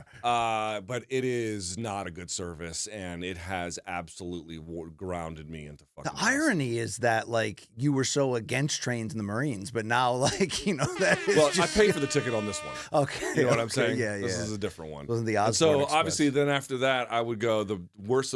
Yeah, ABC? This would be like the least then. Sweet Caroline is annoying, but I could just hit mute, you know? Okay. I thought you were going to go BAC. You're going ABC. So, I mean, there's existential stuff, but if I'm being honest, like day to day, like how the fuck am I going to get through the day? Honestly, A kills me more than B. All right, let's go to number 6. higher ranking, best to worst, on the NBA GOAT list. LeBron James, Kobe Bryant, Shaquille O'Neal. I am poorly equipped to make this argument. Okay, but I want to hear your argument just the same. I'll say this. I've never seen a more physically dominant player than Shaquille O'Neal in my life. Yes. And Despite just won an MVP award. I understand. I saw Hakeem Olajuwon. I saw a little bit of that career. I saw, who was the Admiral? David Robinson. Yeah. He was fucking great. Tim Duncan. Criminally underrated Tim Yes. Duncan. There was a guy named Jordan who was pretty good. Well, I'm talking about big men. Yeah, big man. Patrick Ewing. Yes. Saw Patrick. Alonzo Mourning. Yes. All the Georgetown guys. I saw all them too. I saw a lot of that kind of thing, and none of them had what Shaq had. No. He also won 4 championships. Yes. Kobe won 5, but And LeBron's up to 5, right? LeBron's up to 4, I believe. How many does LeBron have? 4? I think he's made the finals 11 times and he's won 4. Yeah, but wait, why do I feel like you're wrong with Kobe and Shaq? Didn't they three-peat and then repeat and then... No, they three-peated. Yes. Shaq got 1 in 06 with the Heat. Kobe got 09 and 010 with the Powell. Lakers. Oh, okay. All right. Yeah. that Right, makes with Powell. Yeah. Yeah. 09 and 010, as I just said right there. I would probably go Shaq. LeBron's the all-time leading scorer. He's also got longevity in ways that's unusual. But that's not the same as like. He also has like a Boule Luciferian tattoo on his chest, but that's like another topic for another podcast. I think you need to talk to Oh. somebody. I think you need to talk to somebody. Yeah. You're scaring me a little.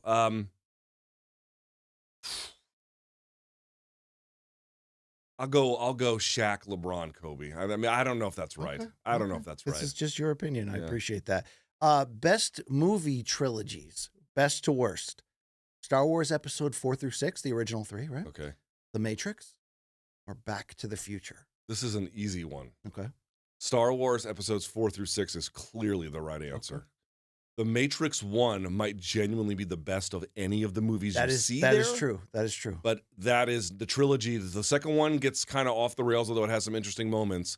And then the third one is Rise of Skywalker. just Godfather absolute 3. dog shit. Yeah, It's yeah. the worst thing you've ever I seen. couldn't in put your life. Godfather in here because that would be number one. Just Yeah. from the strength of Back 1 to and the 2 Future alone. 1 and 2 were great. I thought 3 fell off a little bit for me. It's still pretty damn good. It holds up rewatchable. more than you think. Yeah. Because I actually rewatched it over the holidays.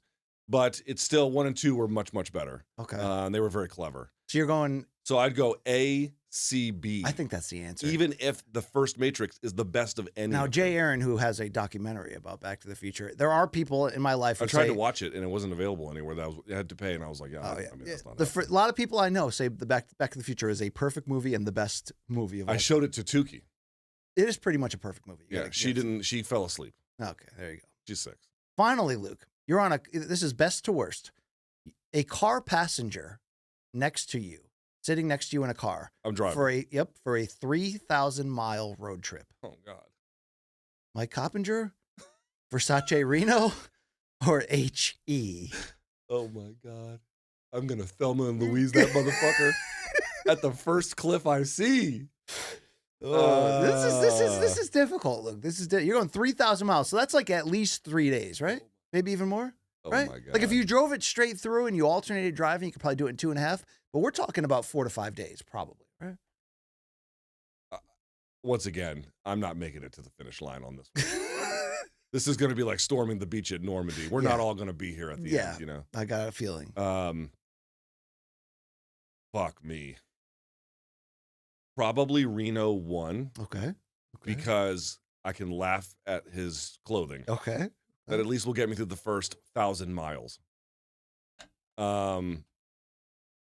Turkey's got to go last. Just It's can't the way do it it. is. Just can't do it. Something's Can't never walk on changed. eggshells. You know what I'm saying? Yeah, I hear I got to you. be free. I hear you. So then I'll just put Mike in the pulpit or the the passenger middle seat on there. that one. That was Orange A Trois. Thank you very much for playing, Luke Thomas. As we continue this fun and games, you know, I did create this segment that really is, you know, arguably the most electrifying piece of content each week in combat sports and podcasting beyond, Luke, where I scour the globe, the highs and lows, the good, the bad, the ugly, the in-between, you know, in the world of combat sports and beyond. For the final time between you and I have shitteth, we will picketh, you will gradeth. Have you seen my shit?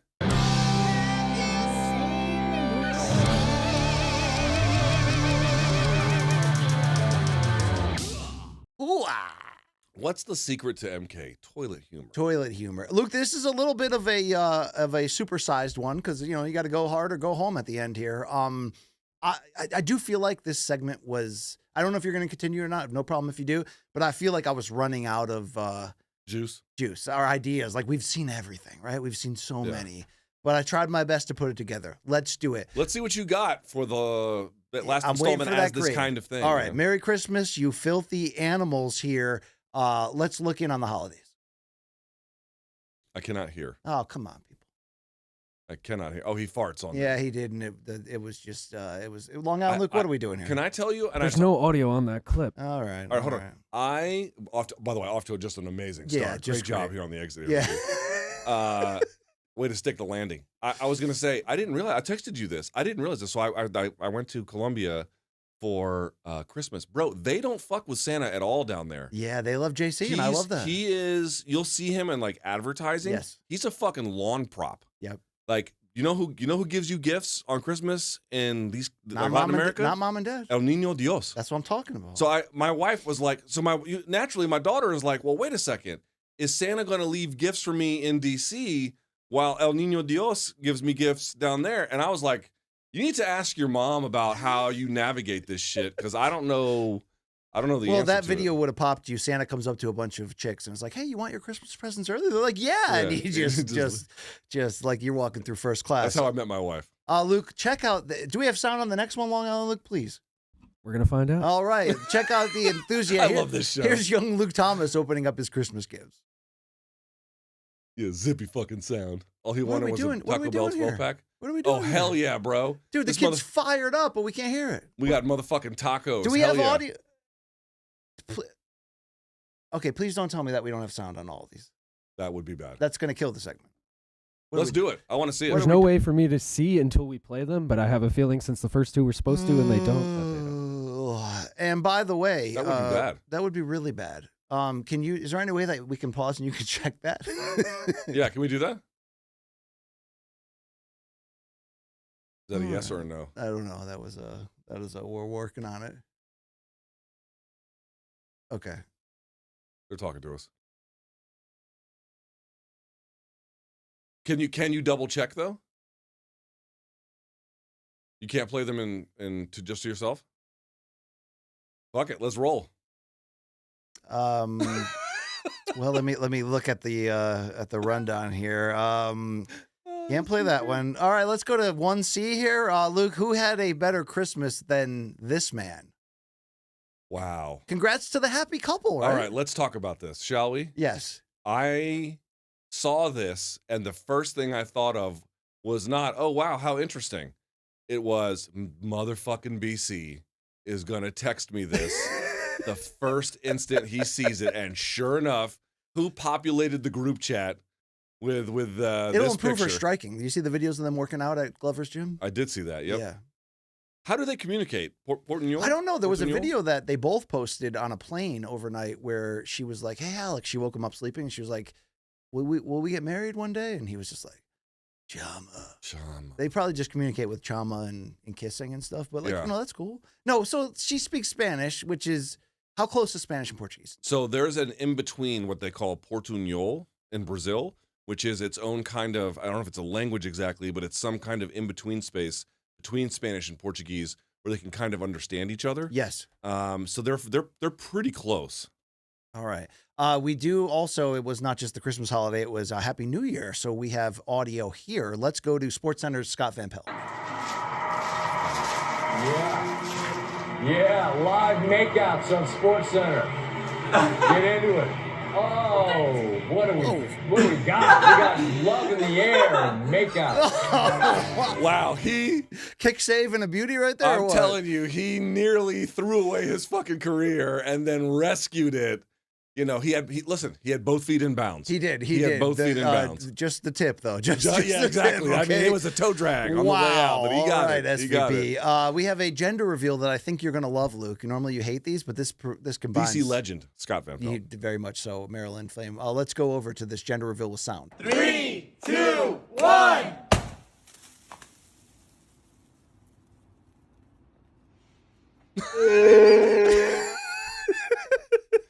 Did you Chewbacca will come and lay pipe on your wife. Don't think he won't. Look, you remember those 80s commercials that would try to dissuade us from drugs? They were wild, right? It's always wild to watch them. Remember Dare? Like, this is your This is brain. your brain on drugs. Any questions? Let's watch one just to This is your brain, and this is your brain on drugs.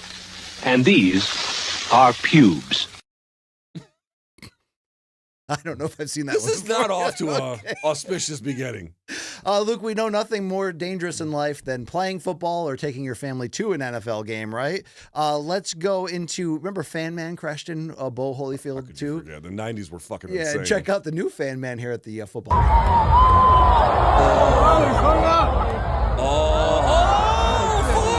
He got caught in that wire with the camera that the XFL created. Dude, you know that's what a I'm saying? long drop, man. Yeah. You're not going to die, but I don't know if he's walking around today. Wow. All right, let's go to the kick of the week from the OU Sooners here. Check out this kick, Luke.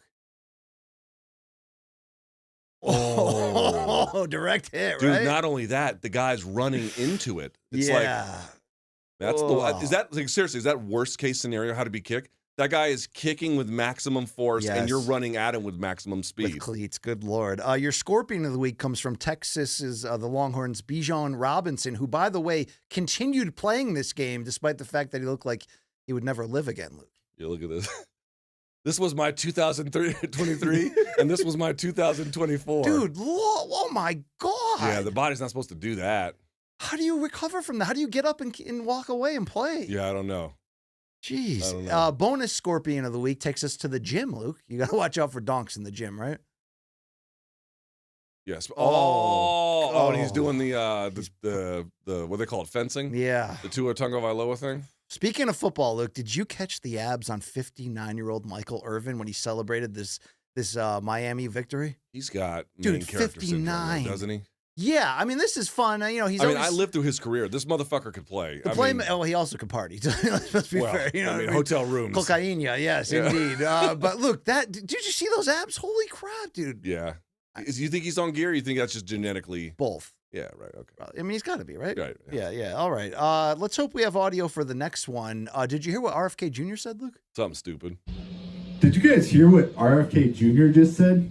No, what?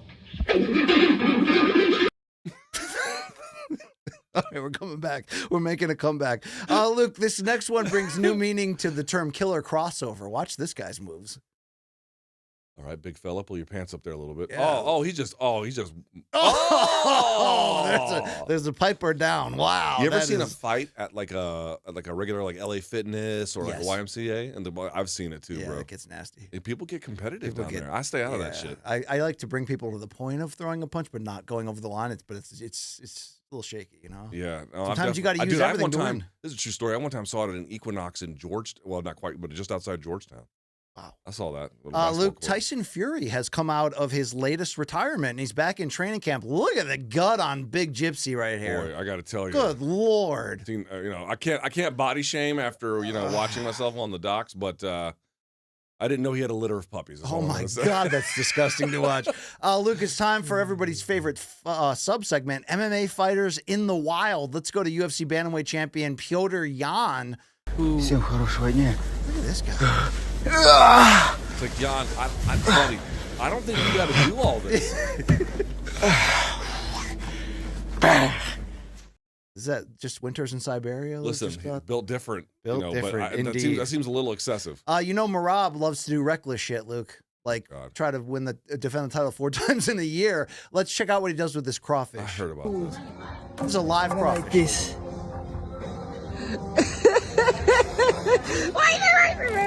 He's trying to eat a live crawfish. What the hell is going on? It's like, here? dude, can you kill that thing? Okay, turn this shit off. Watch this. Oh, wow. Oh, wow. Dude, just kill the animal. Would first, you say, to quote Joe Rogan, that this guy needs a handler? Yeah, I mean, guys, it's not.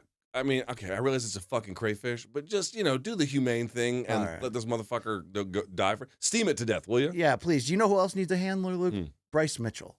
Are we gonna?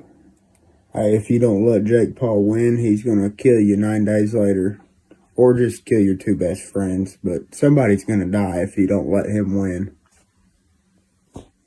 He's not trying to be funny. Yeah. He's Guys, like, we don't have to do this thing where we treat mental illness as content. wow. It's not an insult. No, Like, it was a wild comment. It really was. Luke, real recognized. by the way, that was fucking terrible. That was a terrible tragedy, and that's a terrible comment. At first, when he got in the accident and they pulled him out, I was like, okay, maybe it's not too bad. Yeah. And then it was like his 2 friends died, and then you see the car completely fucking mangled. Give MVP and Jake Paul credit for they did a very nice tribute on the card on Saturday. Totally. Real recognized real over New Year's in Japan at Ryzen, Luke. Crow Cop and Minotauro with Saki Kabara. You've never seen that Sakaki fight? Kabara. If you've never seen that fight, it is absolutely fucking epic. One of Nogueira's most legendary wins, and a reason why he was, to that generation of heavyweights, a menace and a thrill for the fans. One of the most outstanding chins of all time. Just a prime. Minotauro just had an unreal. Prime chin. Minotauro had the best chin I've ever seen. And then Crow Cop looks good. Looks good at this age. You know what? I think he's getting a little pharmaceutical help, but I ain't mad at him. I am mad at him. I'm not mad. Also, Luke, remember when Yuri Prochazka won that fight, and he's like, "I'm gonna take my boys, and we're gonna go to the hotel room," and then he had sex with each other. Then he had to clarify that we're not gonna bang each other. I don't know what this ritual is with Yuri and the boys, but this looks intense.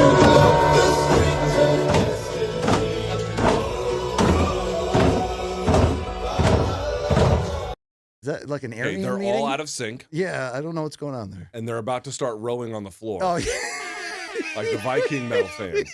Those and fucking Luke, idiots. this is not, we're not clowning him, but in Ecuador, New Year's Eve, this is a tradition for Michael Morales. Yeah, I don't know do we know what the tradition so is? The lady that cuts my hair is from Ecuador, I told you, and she says it's to honor like the widows.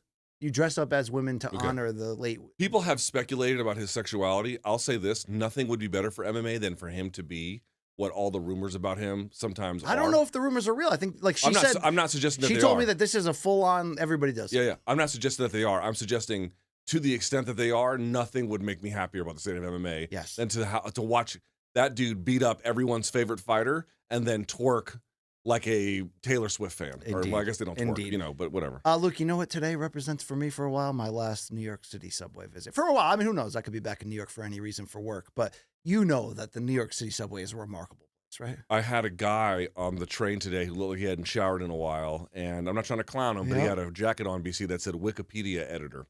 That's a true story. That's great. I've never seen that before. Let's listen to this guy's experience. A lot of people like to talk shit about the New York subway, but it's actually pretty remarkable. 1 minute you're getting on in Brooklyn, and then magically, 10 minutes later, you're HIV positive. Not bad. Not bad. All right. Menu, please, on the next one. Hi, can I help you? I got a question about the menu, please.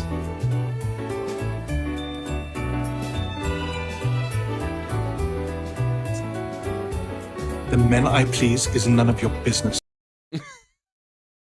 Luke, it wouldn't not bad. It wouldn't be the Colonels in my Shiite if we didn't represent here France's finest.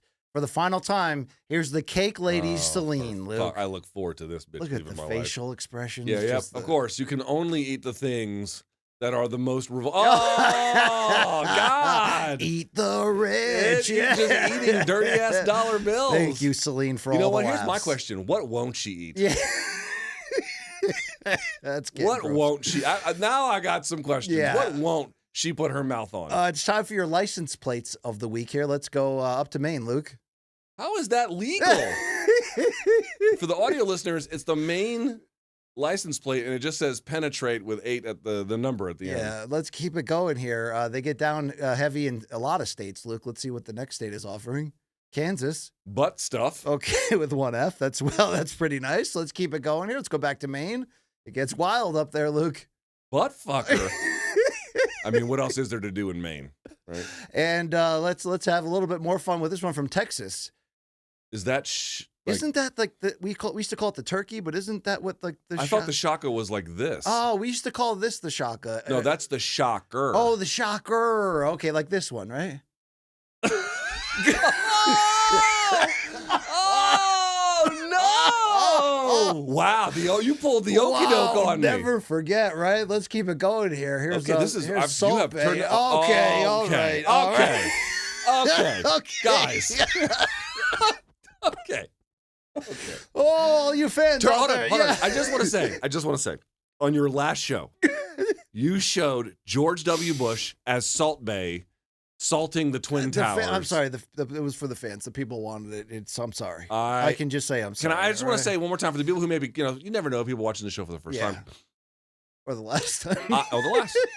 I had never even understood that 9/11 humor was an industry until Brian Campbell introduced it. It really is me. gross. Luke, new segment. Is this art? You just have to tell me yes or no. Is this art, Luke? Trivia. What book was he reading to the class? It had something to do with planes, seriously. No. What was it? My Pet Goat. My Pet Goat. Interesting. That's what he was reading at this moment. Would you put this throw blanket on? I don't know if I'd put this in my house. Okay. Let's go to the next one, Luke. This is a cold cut stadium. Is this art? Yes or no? That's art. That is motherfucking art. That is art. That is skillful and delicious. All right, let's listen to this next one. I need to know, is this new invention art or not? Brand new box sheet out the box. Is that really hygienic? Is it a new one? It's a new one, never been touched. Alright, but never been another great idea. Buying corporate. That's ingenious at best, right? Yeah, I mean, eating Chef Boyardee on an upside down shitter lid is just a level of ingenuity I can't even fathom. Okay, Luke, let's go to your Family Feud soundbite of the week. Name something or someone you should stop sleeping with as an adult. Alana. Your boss. Your boss. Wow. John. Okay. That's it? Wow, you cut the joke off. The next guy said children. I'm sorry, Luke. It did happen. He said children? He did. That was a real soundbite. They cut that off? They did cut that off. That was the end of the clip. I'll play it again if you want. That was the end. No, it was. Name something or someone. You can take it off. You should. It did exist. It did exist. All right, Luke. Let's go to. You ever play GTA so much that when you get in your car, you start driving? I've never played GTA. You start driving like a maniac. You know what I mean? Let's watch this. Watch this red car. They threw a ball at it, and it just. I don't. Uh-oh. Get the fuck. Oh, fuck. They lived, though. Fuck. They lived, Luke. That is wild, right? That is so wild. No funerals necessary for this one, but let's go to a real funeral. Watch the DoorDash flower delivery guy there with the backpack, Luke. This is these guys. I'm going to guess this is Latin America. Oh my God! These guys are everywhere. Would they have the backpacks like that? Yeah, you got to watch where you're going. They buried him right after that. Luke, it's time for some dream cars. Yo, what up, bro? What up, bro? Just throw it in the floorboard if you Is this what your Subaru is like? That's my dream. The next one is all about driving solo, or maybe Hope solo, Luke. Dude, you're out of control. You're doing 9/11 humor and the fappening humor. Am I supposed to go hard here in the paint or no? All right. Dude, Luke, don't get me fucking fired. Sorry. Luke, it is time to rate that tat. I'll see this tat at the top. Give me a 1 to 10 score, Luke. I'm afraid this is a solid 5. It's not bad, right? I mean, the guy. There are parts of it that are not bad, but it's not. It's got some problems. Like the body, like his body is it downgrade? The proportions are off. No, does his flab downgrade the tat? To be honest with you, not necessarily because the surface is covered pretty well, but his. I mean, this is not my favorite. Okay, all right. Let's keep it UFC themed and go to the GOAT himself, John Bones Jones, on the chest. Tattoo on titty. It's not a bad tattoo. Actually, it's a pretty good tattoo. The problem is, and it will lighten over time, but it's got some legibility issues by virtue of how he's done the coloring on this a little bit. So it's not a bad tattoo. The teeth, for example, are great. And the ears are great. There's a lot of it. And the sweat quality you can see is also pretty great. I mean, it's not a bad tattoo. It's just there's legibility issues there. So what do you rate it? I'd give that a 7 or 8. All right, let's keep it going with the UFC theme here. Here's two-time champion Alexander Volkanovski on the Got some weird-ass titties on this one. Look at the face, too. Like, that ain't old man Volk. Do you know who he looks like? Do you remember that movie, the black and white, well, not semi-black and white movie, Sin City with Bruce Willis? Yes. And remember the evil guy who was the control of the girl? He was yellow. And I think they cut his balls or his pecker off or something. Wow. Do you remember that? Tyron Woodley? What? No. Do you remember that? Have you seen Sin City? Anyone seen Sin City back there? They know what I'm talking about. Yeah, he looks kind of like that in this picture. It's a cool moment, but do the North Korean censors look unsettled right now? They look a little unsettled. Here's the thing I'm going to say, dude. If you're gonna get real life portrait tattoos, yes. Here's my feeling. You need to make sure you're paying top dollar. I think that's a shitty tat. It's not a horrible tattoo, but it's not a good one. It's like a 4. And here's the problem. Getting good, I would say this, dude, photorealistic tattoos it's either good or it's like there's no like, oh, it's a semi-decent photo realist. No. You need to get pay for the highest level or just don't get it at all. There's no middle ground. All right, let's go to the next tat. Here's Senator Palpatine. Luke. Oh, that's a great tattoo. Even though it makes him look a little bit goofy, the colors are great. It's the style of tattooing. This is like what you would call like an American traditional style. Yes. Obviously, now this particular case, you're remixing format and colors and everything. This is a 9 out of 10. That's that's a great tattoo. All right, let's see what you rank our final one, a holiday themed tat. Okay, this is a -8 billion out of 8 billion. Oh God! What? He said "Merry Christmas, bitches." What's wrong here, Luke? Fucking gross. The audio didn't play. It's creative though, right? You give that like a 3, maybe. Randy Couture likes that kind of thing. Yeah, he does. Randy Couture likes grass on the field. I've seen his Twitter account. All right, we got one more video to close it out. For years, we've been talking about Aaron Pico's horse, right? And what he brings to the table. You ever see Aaron Pico's donkey before? No. So I thought we were coming out here to see one specific donkey. And there's Oh my. Avery. Wow. Sit down. Why? Dude, that motherfucker has a nightstick between his legs. Like you can beat back protesters with that kind of thing. So Luke, that's the shit. I hope you saw it. Okay, I hope that's a solid A-. Wow. That All right, I'll take that. That started on the way off out. like you were going to fail the class, and then you ended up actually having. Thank you, Long Island Luke, for rescuing that. Thank you, as always, to the great Mikey for putting that shit together. Long Island Luke, you saved that. Thank you. I didn't save anything. First 2 clips had no audio. The rest was good. I don't know what All right, happened. you saved the entertainment factor for the family here, and I appreciate that. All right. Let's keep the fun going here. I think I deleted my rundown. What's next? Our final segment here? What are we doing here? What's next, Long Island? Fan goodbye videos. All right. Let's see these. We put the call out to you to say goodbye to me in your own way, either through a audio, video, a text in. We've got a bunch of submissions here. I'm very thankful already for everybody who took the time to wish me well, including in DMs and all that stuff. Our first one comes from Josh. Let's watch it. Hey, Brian, I think it's safe to say we're all going to really miss you. You're a good dude, and you've helped a lot. So, best of luck. I hope this is the 4th and final turn of your career. Take care. Wow, was that a Dale I Senior hope your joke? career ends too, motherfucker. Was that a Dale Senior joke with the 4th and He's final like, turn? now it will come to a close. He's like, Brian's not even 50 yet. Yeah, thank you, Josh. I do appreciate that. Well done right there. Our second one comes from another Josh known as Cubbies Fan 80, big-time music fan in the Windy City. He sent in an audio file. Let's listen. What's up, Luke and BC? I want to say thank you guys as a day one P1 Donk for all the great shows, all the great laughs, all the great information, the entertainment. You guys, I hope you guys are very proud of yourselves and the shows that you did and the franchise that you built. You guys should be proud of yourselves and you deserve it. Luke, going forward, I'm not going anywhere. I'll be there watching the show with you still. BC, you're going to be sorely, sorely missed on the show. I'm sad to see you leave, but I'm happy for you, for your family. You'll be able to better provide for your family. I know that means a lot to you, and I know you're going to do great things, but I want to leave you with some parting words from the drive-by truckers on your way out. Don't let them take who you are, boy.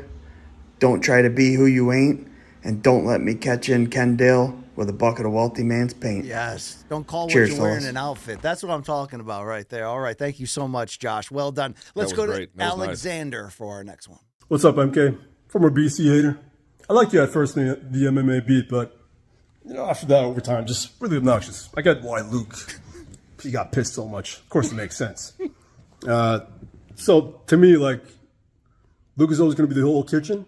You're going to be the spicy sauce that we kind of like sometimes. Mikey, he's going to be happy that he's not going to get any more D-picks because of you. And finally, Shab is NK's daddy. Where's my sex doll? Dude, what the fuck? Thank you for showing us your chest hair, Alexander. I appreciate That was a 10 out of 10. That was fantastic. Here's Michael. I didn't even get the shop joke. Tale of Two Co-hosts. An absurd short story. All right. Dude, people leave comments like this, and then they're like, they get mad when you're like, I can tell you don't fuck chicks. You know? I could just, it's very obvious. Like, you know what I mean? Like, let me ask you a question before we before the show. Please do it. When will farting stop being funny to us? Yes. Never. If it does that, then we cancel the show instantly. Nothing if not Luke.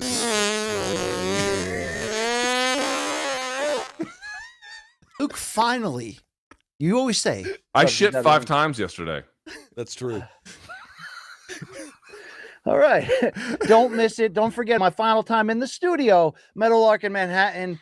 What do we have planned for that? I don't think we'll have fights to recap, right? I think we're just going to fart on each other and have a good time on Friday. Let's get flatulent here. I bet, buddy, I've been doing that all show. Check out this crochet. Pablo Torre's about to find out. Fart as loud as your anus will allow. Believe me, these are words I live by. You It's a understand nice that? art and craft piece. The difference is one person trolling versus me being absurdist. LT, it's time to say goodbye. Time to suck my balls. Oh yeah. For LT, this is BC and the LIL. Take care of yourselves. We love you. Peace. And yeah, that's it. We're gone. Thank you. Thank you very much. Wow, Michael, that was great. beautiful. That's great stuff. Quick one before we show the video here. How about Chef Kaz? We love this guy, right? Yeah. From Vegas. The chef says, hope you're doing well. I wanted to reach out regarding my tribute video for the final show. Thank you for the opportunity to contribute. I'm Adam Cassweiner, Chef Cass, of course. He's been a dedicated listener of MK for about 5 years.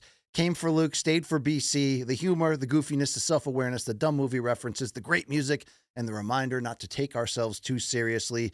The show's been a highlight of his weeks, especially on his late-night drives home, Luke, from teaching capoeira there in Vegas and making it to jiu-jitsu class. It's been a ritual, especially during the long nights.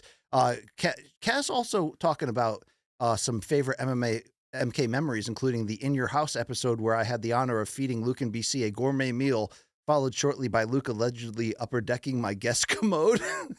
A true MK moment, the Billy Madison references, etc., etc. Let's hear from Chef Kaz. What's up, BC and LT? It's Chef Kaz coming to you to say thank you for all of your great work, all of your entertainment, all of the fun, the highs and the lows, and the glowing balls that we've all shared together.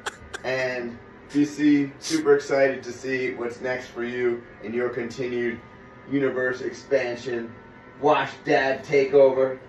And LT, I'll still be watching Day One Donk here. I'll still be watching your washed ass. But rooting for you guys. And thanks for all the great work over the years. We'll see you in Vegas. Bye-bye! Kaz out. Shout out to Kaz. There's Kaz Jr. there, one of his children. I Very believe he's got a genuine. couple Thank of you, children. Kaz. Right? No, we appreciate Kaz a lot, and I love that he plays on with that. Remember he came to our 3 Margarita show with that. He's got a lot of gizmos.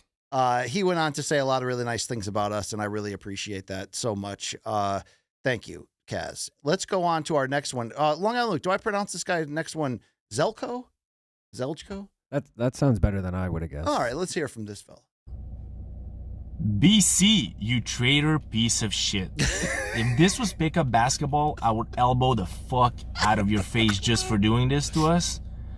But you know, as a substitute, I'll just say thank you for all the memories. Thank you for doing this the last 6-7 years with that fat piece of shit, Luke.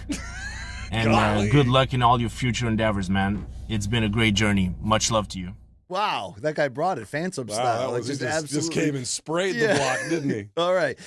Jason has a photo. He says, I was watching the show while eating breakfast the other day, and when BC broke the news, my heart sank to the floor. I've been a fan since 2020, and even though my interest in the UFC has recently waned due to a lack of meritocracy and uninspired matchmaking, MK's been a staple of my life, and losing the iconic duo is truly heartbreaking. His favorite moment was Luke reading the favorite discontinued foods question on OGRSD. Here's a picture of BC and, okay, so this is, Jason sent this in, but this is me with Jason's dad at our live show in Vegas. He said, I begged my parents to stop by because I couldn't be there myself. Oh, that's awesome. Best of luck to the Kings of Connecticut, and if UFC goes to Japan for Taira Horiguchi, try to avoid another Ryzen debacle. MK for life. So this dude couldn't make it to our live show, so he sent his parents in his place, and his dad waited in line and took a picture with me. Can you imagine? That's pretty awesome. Can you imagine what my dad would have said if I'd asked him something like that? Oh, my God. You'd been like, here, son, here's a Roy Rogers coupon. Don't ever talk to me again. Yeah, that would. Wow, I really appreciate that he sent his dad, and his dad waited in line. It's incredible. All right, the next submission is from. Oh, by the way, Chef Kaz so many times has offered us to come over his house. He'd make us dinner. Really nice guy. I appreciate that. And then Might wake have- up in his tub. Yeah, and may have kidneys removed our missing. organs, but I love that guy. Here's the next one from Chris. BC, my brother, this is COP, way over in Los Angeles, bidding you a tearful but also fine farewell from my favorite combat sports anything, Morning Combat. No matter how many times Luke called you stupid or ugly or whatever, we knew he was right, but we also knew we loved you. Godspeed, Sir Campbell, King of the Donks. May you be unlike the absolute failures that are the Jedi, who, time and time again, could have stopped the Sith, but didn't, because they're pussies. Thank you. This is COP Thank you. saying adios. May all of your gains be loyal. Listen, that's a correct take right there. Well done, Chris. That's a correct take. Our next one comes from 2022 Co-Donk of the Year, France's finest. Do you think he's happy as in Paris because he got run out of the UK? Probably, right? Interpol's looking for him one way or the other. Your favorite divorced wash dad, it's David Appleton. Hey BC, last outing for the Appy MK underpants before the French police confiscate them. And on my last MK merch order, I mistakenly swapped the small meant for the MK condom order and the large for the t-shirt with disastrous consequences. Anyway, BC, more seriously, you're a legend. You're great at everything you do, from boxing commentary to dick jokes and mildly racist gestures about Japanese MMA organisations. But above all, I'm genuinely moved by the fact that you are the only person to ever fully understand my art. Yes. That may be a bad reflection on you as a person, I don't know. Anyway, mate, no more DoorDash, you've made it. Yes. BC is coming on. 3 words, we out. By the way, remember when Appy made that song with the guitar? Like, he's been pretty brilliant on fan subs. You got to give him that. He's done some things. Remember he had his students at his house, like, doing skits and stuff, and then he slept with them? It was wild, right? No comment. All right, the other half of the 2022 Co-Donk of the Year, representing Nova Scotia and Mount Unique, but this is not Jay. This is his wife first, Dawn the Boss Lady. She wanted to send her own BC farewell video with a special message. Here we go. Hey BC, Boss Lady here, First Lady of MK. Huge congratulations. Wish you all the best. We have made lifelong friendships because of this show, because of you. But there's one final connection that I'm hoping to make before you leave. Appy, if you're watching this from your French prison, call me. Oh. Yep.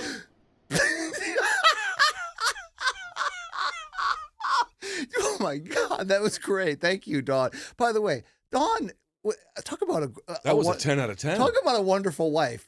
She was willing to fly from Canada to London for our live show with her husband. That was a 10 out of 10. That was brilliant. That was the reveal at the end was great timing, Boss Lady. Appreciate you.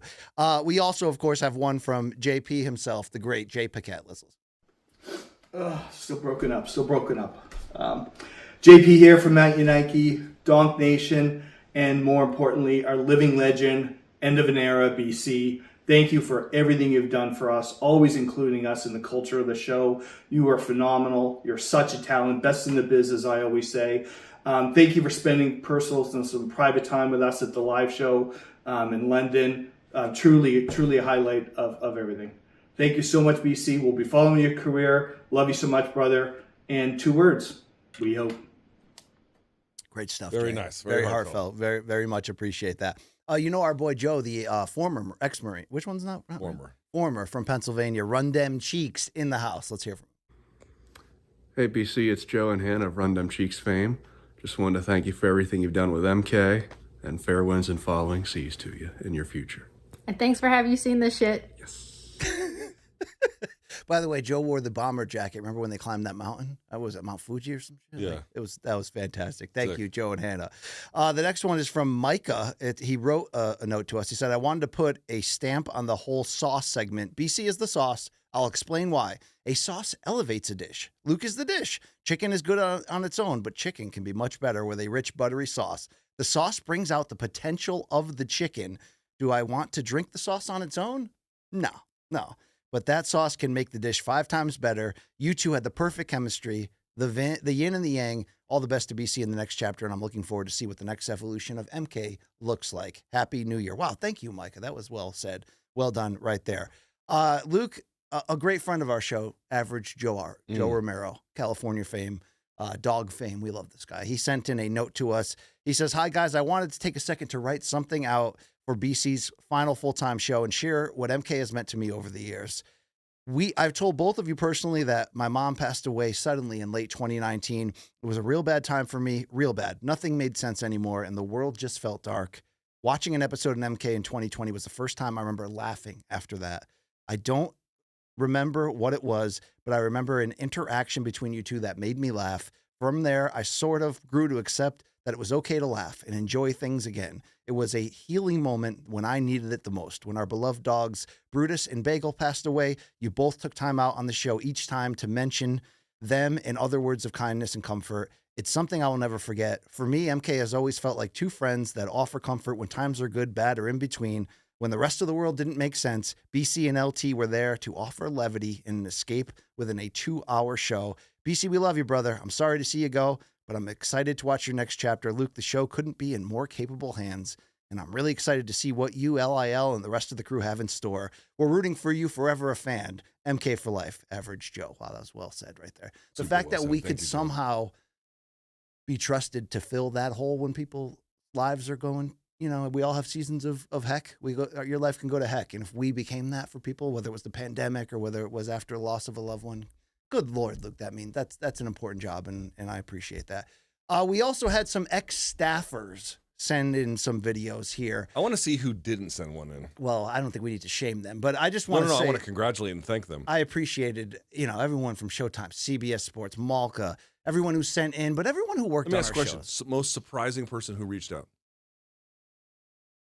I don't even have an answer. I told you, John Gooden from UFC. Oh, right. Oh, that's awesome of him. I mean, it's just been so much love outpouring, and I really just think we were hard on our staff. Like, we expected a lot out of them. We shook those Malka guys up. Yeah, be sober, and that was very tough for them. Yeah, but I mean, how about a guy like Mikey Mormile from CBS Sports? God. You know what I mean? Like, just was the rock of our show at key times. Somebody to who carry put in us the through. fucking hard yards. Who just, whether it was keeping us together and happy and moving forward, or just doing the hard work behind the scenes. Matt Snyder of Showtime, Courtney Mag. How about all the great people from Malka, like Ashley, Corey Minichi, Courtney all those for getting guys. engaged, by the way. Yeah, shout out to Courtney Mag. We appreciate She put that on. She made that Instagram official. So many people that I want to mention. A couple of these people sent in the videos. Our first one coming at us, I believe, is from our boy. What do you think about Corey Minichi? Just one of the best. Just excellence. All right, let's go here. What's up, BC and the MK fam? First of all, congrats on the new gig. Sounds great and definitely fully deserved. Excited to see what you build over there with CBS with the new UFC format. Man, there's definitely been a lot of changes to MK over the past couple of years, but it was definitely sad and emotional hearing that it's over in the way that we knew it. So thank you for all the good times, all the laughs.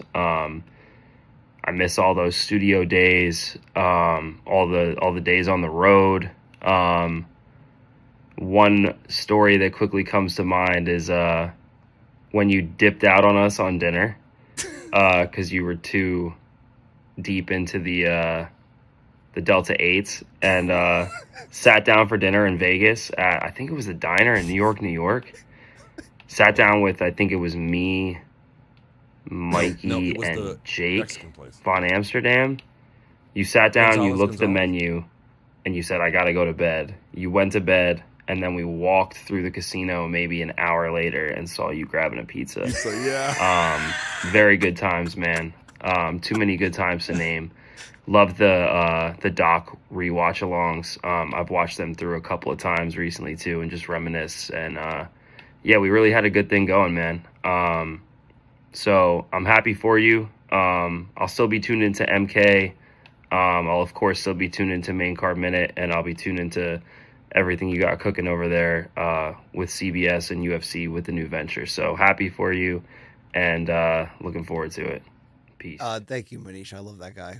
That was at the Italian restaurant at New York, and I Lithuanian exited. I'm like, I got to go to sleep. And I did go to sleep, but then I woke up and I'm like, yo, I could crush some This is za what right BC does. I'll be like, BC, you want to go get dinner? He's like, no, dude, I got to go take a nap. And then I'll be like, the next day, I'll be like, what'd you do for dinner? He's like, oh, I met up with everybody. No, and that's we had not an true. Excellent, That is not excellent true. time in your absence. It's not true. Thank you, Manish. Hold on, didn't we go to Gonzalez E. Gonzalez? Is that what the name of that place is? Yeah, we went there. It was called Gonzalez E. Gonzalez, right? And we went there. I was like, well, I was there for that. Not that time. That was Poirier Dustin 2. Yes. Right? Yes. Our next one's from Randy Cooter? No. And I didn't see it until I didn't see the levels moving, and that's when it was.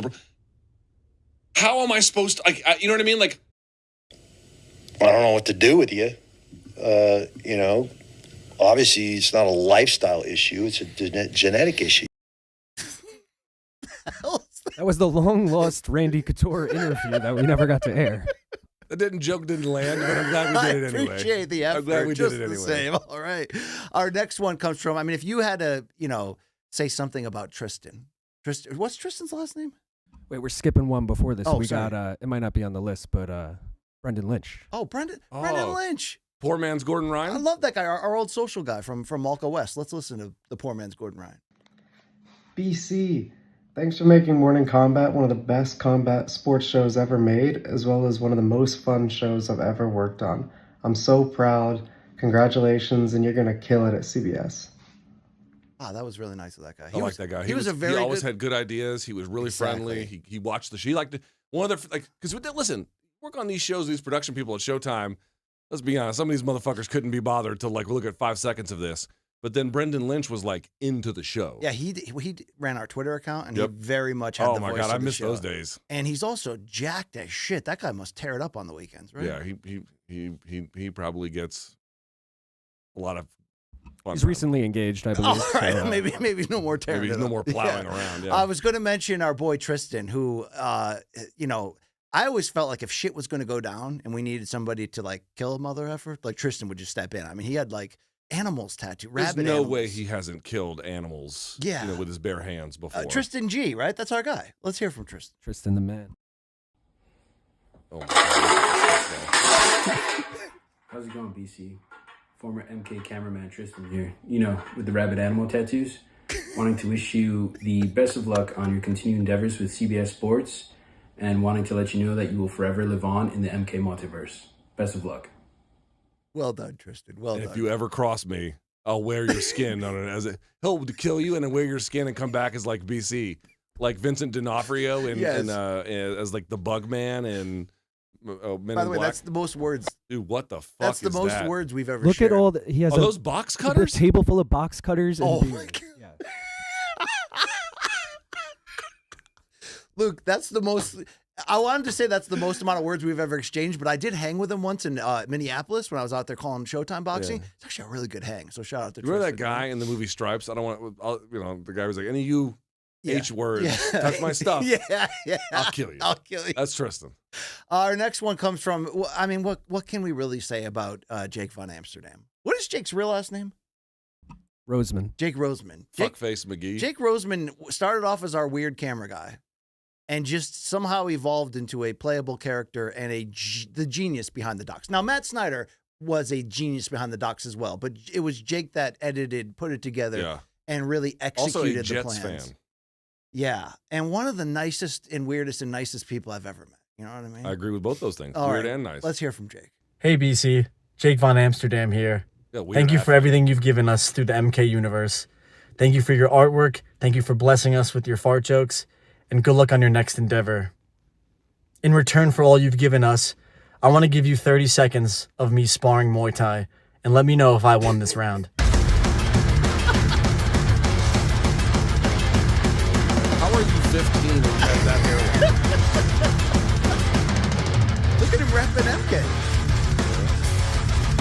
All right, I remember when he first started training. He's made some progress. Jake Roseman, that's my guy. The medal's a little strong. He's not cooking off the ring, but other than that.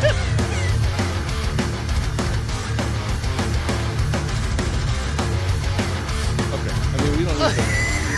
I got how much longer does this go on? Unless he gets. Thank you. Uh-huh. All right. I was hoping God, he'd get knocked out. This is the most masturbatory episode we've ever This done. is the worst show we've ever done. I will say though, Jake, those docs he actually entered them into a local film festival in New Jersey. The reality is, I'm not sure how much people this is the funny part about it. It wasn't like we told him, just do whatever you want. This was he just kind of did it. We created storylines and he just took it and made art out of it. He just did it. And by the way, he also, when he stepped into character that time on that episode, on the karaoke episode, I mean, just one of the greatest moments. We also want to hear from Gaffney J. Pierre. Real quick, BC, because you skipped it a couple times now. No. Drew, we got Drew. Oh, well, it's not I did skip it twice. Yeah, let's go to Drew Miller. You remember that dude? No. I love that guy. What's going on, BC? Heard it's your last day at MK. Just wanted to say name. congrats and that you're going to do awesome at CBS Sports.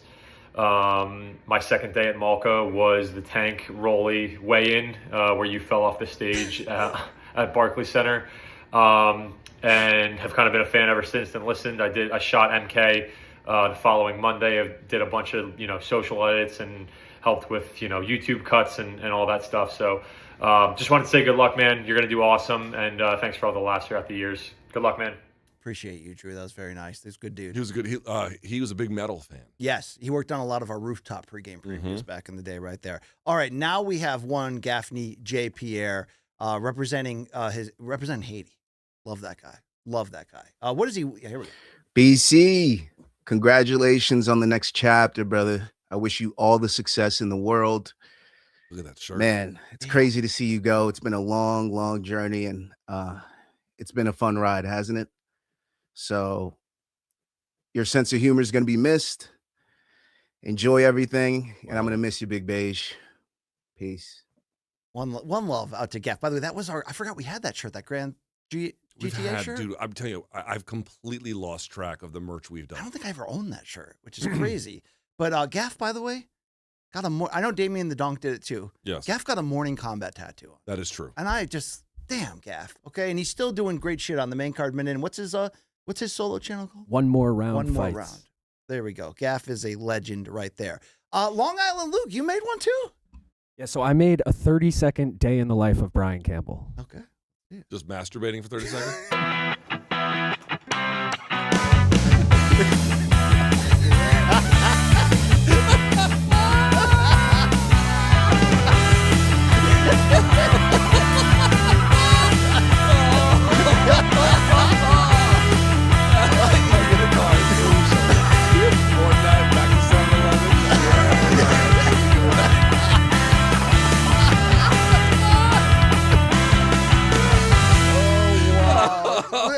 Thank you for everything, brother. Been a pleasure working with you the past few years. Never a bad day at work. You're the man. You're giving me more advice than you probably realize. Wishing you nothing but the best. But just remember, MK will never die, okay? MK is not just you and Luke. It's a lifestyle. It's a mindset, all right? MK for life, BC. Never fucking forget it. And we'll see you soon, brother. Be good. Long Island Luke, that was so good. 10 out of 10. Was that a Hannah Goldie IG run you had out there? I think it was all Paige Van Zandt. Oh, wow. Did your girlfriend film that?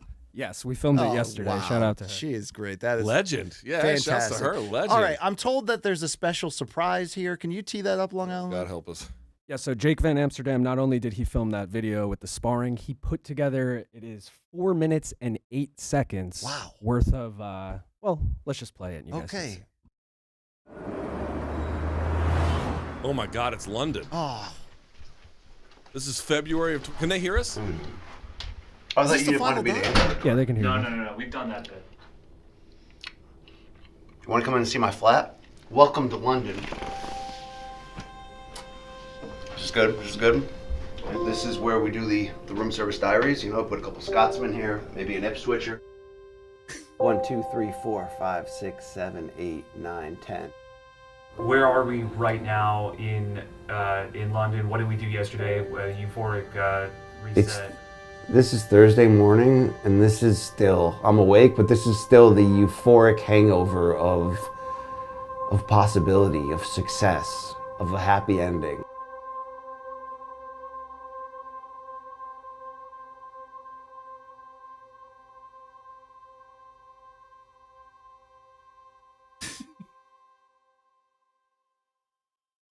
Timing in this life is everything. Oh, Oh, yeah, we're packed in, we're holding, we're smiling, we're living, we're golden. You stumbled into the greatest combat sports show they ever thought about putting together. You know what I'm saying? It doesn't matter who you are, where you're from, how you got here, for the most part, what your police record is, right? If you can clear customs, you can be part of what we're doing. I can get down with this vibe right here. My name is Brian Campbell, that BBC with that BDE, the American Alpha, the beige bastard who just absolutely brings it. It's just water. It's probably not water, though, to be honest with you. It's probably not. We do this because we love you, all right? Thank you. And because they pay pretty well. I can barely stand you, and you're my best friend. What great art is at its core is it is unscripted. I don't know what's going to come out, but I do know that the world needs to hear it. Trafalgar Square? That's Big Ben, yeah. Good Lord, that weed is good. So they call it the rugby team the Three Lions? Yeah. Let's do the cheese triple, okay? Let's get into it. Triple? Triple? Feel better?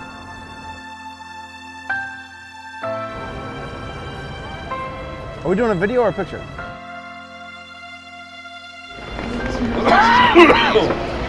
It's going to be the best nights of our lives, professionally and hopefully personally too.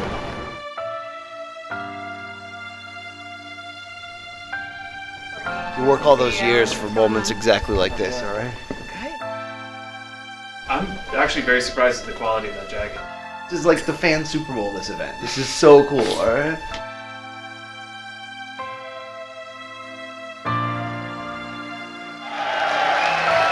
I haven't seen this footage.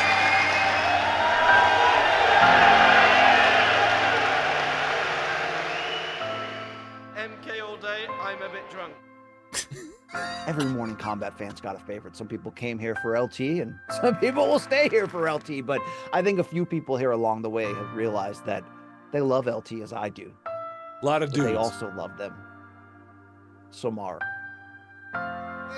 Touching hands by reaching out, touching me, touching you. Caroline, good times never been so good, so good, so good, so good. These toes of mine.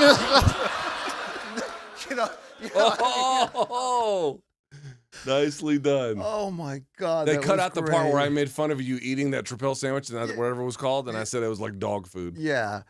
Jake, Von Amsterdam, if that's the closest thing we get to documentary 8 with all that lost footage, That's that pretty was great. brilliant. Yeah, that's pretty great. Wow. Wow, Luke. Wow. Yeah, man. I mean, that was the highest moment. It really was. That was my we won favorite. the award, Yeah. but when we sold out that podcast festival, the paquettes flew across the Atlantic. People came out from, we never been in London. I had never been in London. That was your before first time? Yeah, and it had been a while. It we had been sold out- 19 years since I'd been there. We sold out 500 seats there. That's Yeah. wild. Yeah. We headlined the festival. That is a. And by the way, shouts to Dan Hardy who was there. Who else Yes. was there? Dan's wife. Dan's wife. Veronica. Also Saul. Saul. No, Saul from. Well, I met up with him in DC a few months ago. From what's the name of the Chase and Status was there as well. And by the way, he came with gifts. He sure did. He sure did. He showed up like marijuana Santa Claus. Wow, dude. Wow, Matt Snyder showing up in that as well. Matt Snyder. He can speak on the microphone if he wants to say anything. Matt, you want to say anything on the air? No, he's done. He's done.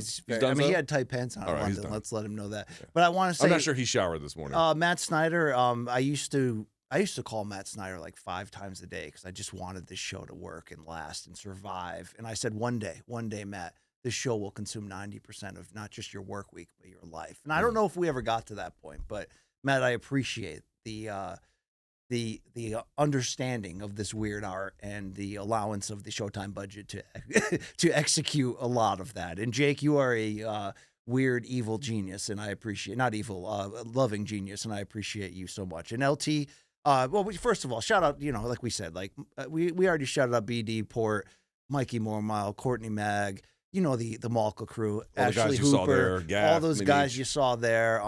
Jason Aaron, who is sometimes a punchline and a gag for us, but also was a key part in us getting through the pandemic and taking that show remotely through. I mean, all the people. You remember Sally? You remember Bianca? I do. Carly. Mm-hmm. I mean, I'm talking about like so many people through the years that have worked on this show. I appreciate you all. Definitely. But LT, I appreciate you the most. I do want to say, like, you're the best in the world at what you do. And I mean that. And that's ultimately, as much as this sauce bit was fun, is the reason why the show ever worked. You brought the audience. You brought the world-class knowledge, and, you know, your ability to break things down is the reason why you have built the following you have that is spoil proof. It's disaster proof. You know what I'm saying? And I think a lot of it. And I think that's a credit to you know, chipping away with the axe and knocking down the tree. And your willingness to take a chance, at least from an MMA standpoint, on somebody like me who was just a wild card. And I was coming into a point when we first hooked up where I'd turned 40. I finally kind of got my mental health together for the first time and was just like, fuck it. I'm just going to go for it. And you could have taken some of the things I said the wrong way, but instead you gambled. And you're ultimately, you don't get the credit you deserve for your comedic timing, your understanding of the character you played on the show, which is probably a reflection of the dark soul that you sometimes employed. But just your like my corny dad jokes don't work unless you're playing the spoiler on the other side. So your ability to sell my bullshit is ultimately what allowed me to be the sauce and play the role I played on it. But at the end of the day, you built this house, you built this audience, we built the show together, but we don't even have the show if you don't take a chance with me. So I appreciate that. I love what we've done. I love becoming your friend. And, you know, we're going to work together again one day. You know, this is goodbye for now. All right. Thank God. This was something truly, truly special. And to all the fans, like, your willingness to let us into your lives, to let us be ourselves, and to keep coming back, and to somehow credit us with allowing you to pause the realities of life and make you laugh or encourage you. Like, I don't know if I even ever told you this, but I went for a hike one time in 2014. My career was kind of at a standstill and I couldn't get over the hump. I just had a vision. I was praying and I just had a vision of like a daily show that in theory is about combat, but it's not really. It's about life. That's where a lot of those corny catchphrases I created, you know, it's the documentation of the growth of men and all that. And I thought I found that show a couple times along the way, but I didn't. But when we started MK, I knew that was what I had been waiting for. And the fact that the corny ass shit that we created mattered to people. I've never, ever, ever took that for granted. This became a destination for people's lives, not just for their hunger for combat sports. That's a responsibility that meant the world to me. And yeah, I got really bad jokes and MMA white belt takes and, you know, a few other things going against me, but the combination, as you said eloquently in Docs 1 and 2, us together, we brought out the best in each other. Yeah. And I appreciate that. Yeah, I so appreciate thank you too. very much. Thank you very much. I don't want to have the last word, but I'll have my last word on this one since it's your episode. But yeah, man, I thought so much about what to say at a moment like this. I think in general, I've kind of said it all for the most part. I think what I would settle on. Like, do we finally have to bang? That's what the people have now always the time wanted. comes for fucking. Okay. Here comes the Diddy part. Eat chowder. All right, Yeah, y'all. They should have brought in eat chowder. Yeah, that would be great. That'd be great. But in all seriousness, I mean, here's the truth, man. I don't know if I can pay you a higher compliment. I've already said that, you know, CBS is lucky to have you, and the reason I know this is because we were lucky to have you. And you know, again, it was such a relief. I never had to question anyone else's commitment to a project. You know, it was like I've worked in other projects, and that's just, I mean, you know how they go, bro. It's hard to get that. But what I will say too is, again, it's just a personal perspective. I don't mind working alone, which, as you well know, and I can do a lot of it, and I'm happy with it. But if I ever said to myself, if I'm, you know, it would be able, I would be. I remember, like, you know, the peak of like doing a lot of like live chats and then 15 hours of live radio. You know, you just kind of a lot of yourself talking. And I thought to myself, man, I really would like to be able to bounce this off of someone. But you know, it can't just be anybody. I don't even know who the fuck it would be. And then your goofy ass comes along, and I'm like, I can't believe it's going to be this guy, but it's going to be this guy. And it dude, you delivered. You delivered. You completely, as a partner, as a friend, as a architect, as a campaigner, an advocate. You delivered. You did it. You fucking did it, man. And you brought me to a place that I had never been, and I'm not sure I ever want to go again. But in all seriousness, I don't know if I could pay someone a higher compliment than I'd rather be alone unless it's Brian Campbell. Wow. You know what I mean? Wow. Thank you. And now that I've had plenty of Brian Campbell, I'd like to go back to being alone. I'm teasing. Well, I'm very happy that so MK anyway, lives so last on. thing I'll say is, dude, job well done. Thank you. Job well done. And I thank you so much as a friend and a I mean, I partner. grew a lot knowing you. I honor and respect the father, the husband that you are, and that has always, like, I will always judge someone on that at the end of the day. You know what I mean? Could you get a little surly?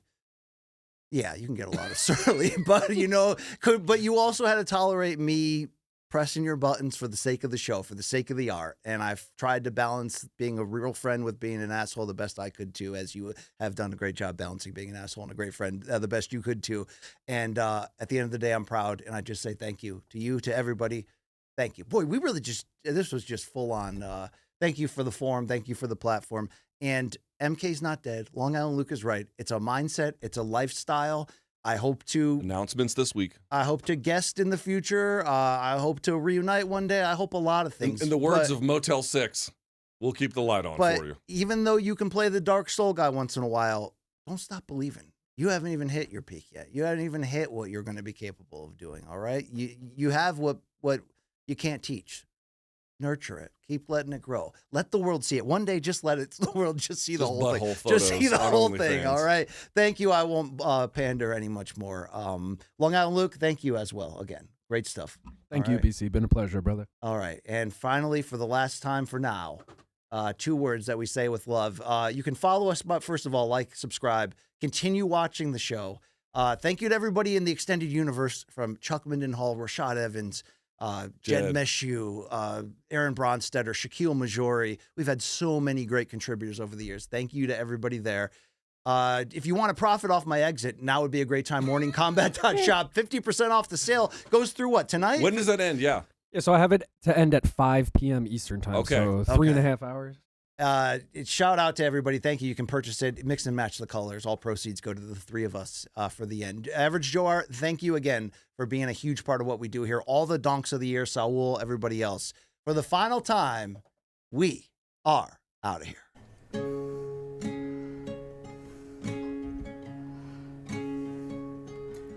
Would you dance if I asked you to dance? Would you cover Jake Paul, Ben Askren, just give it a chance? Would you confess you're wrong on dead wrong? Would you preserve my job tonight? Would you tremble if we went tip to tip? Would you laugh at all my dick jokes? Tell me this.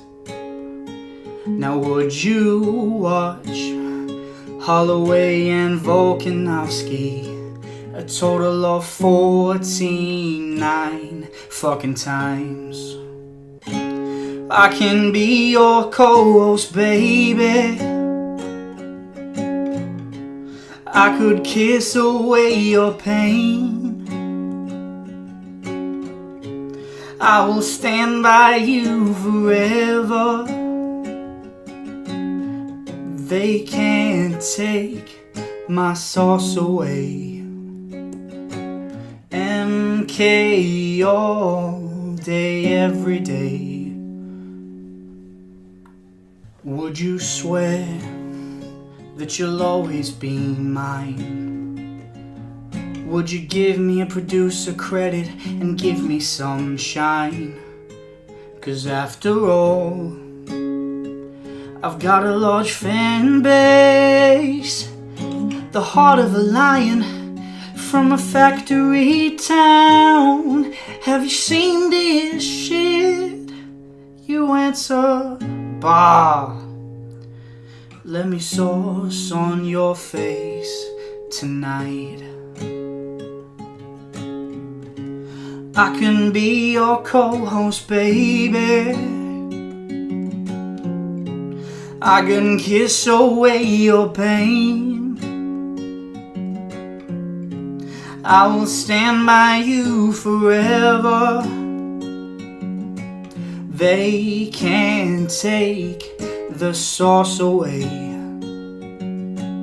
MK all day, every day.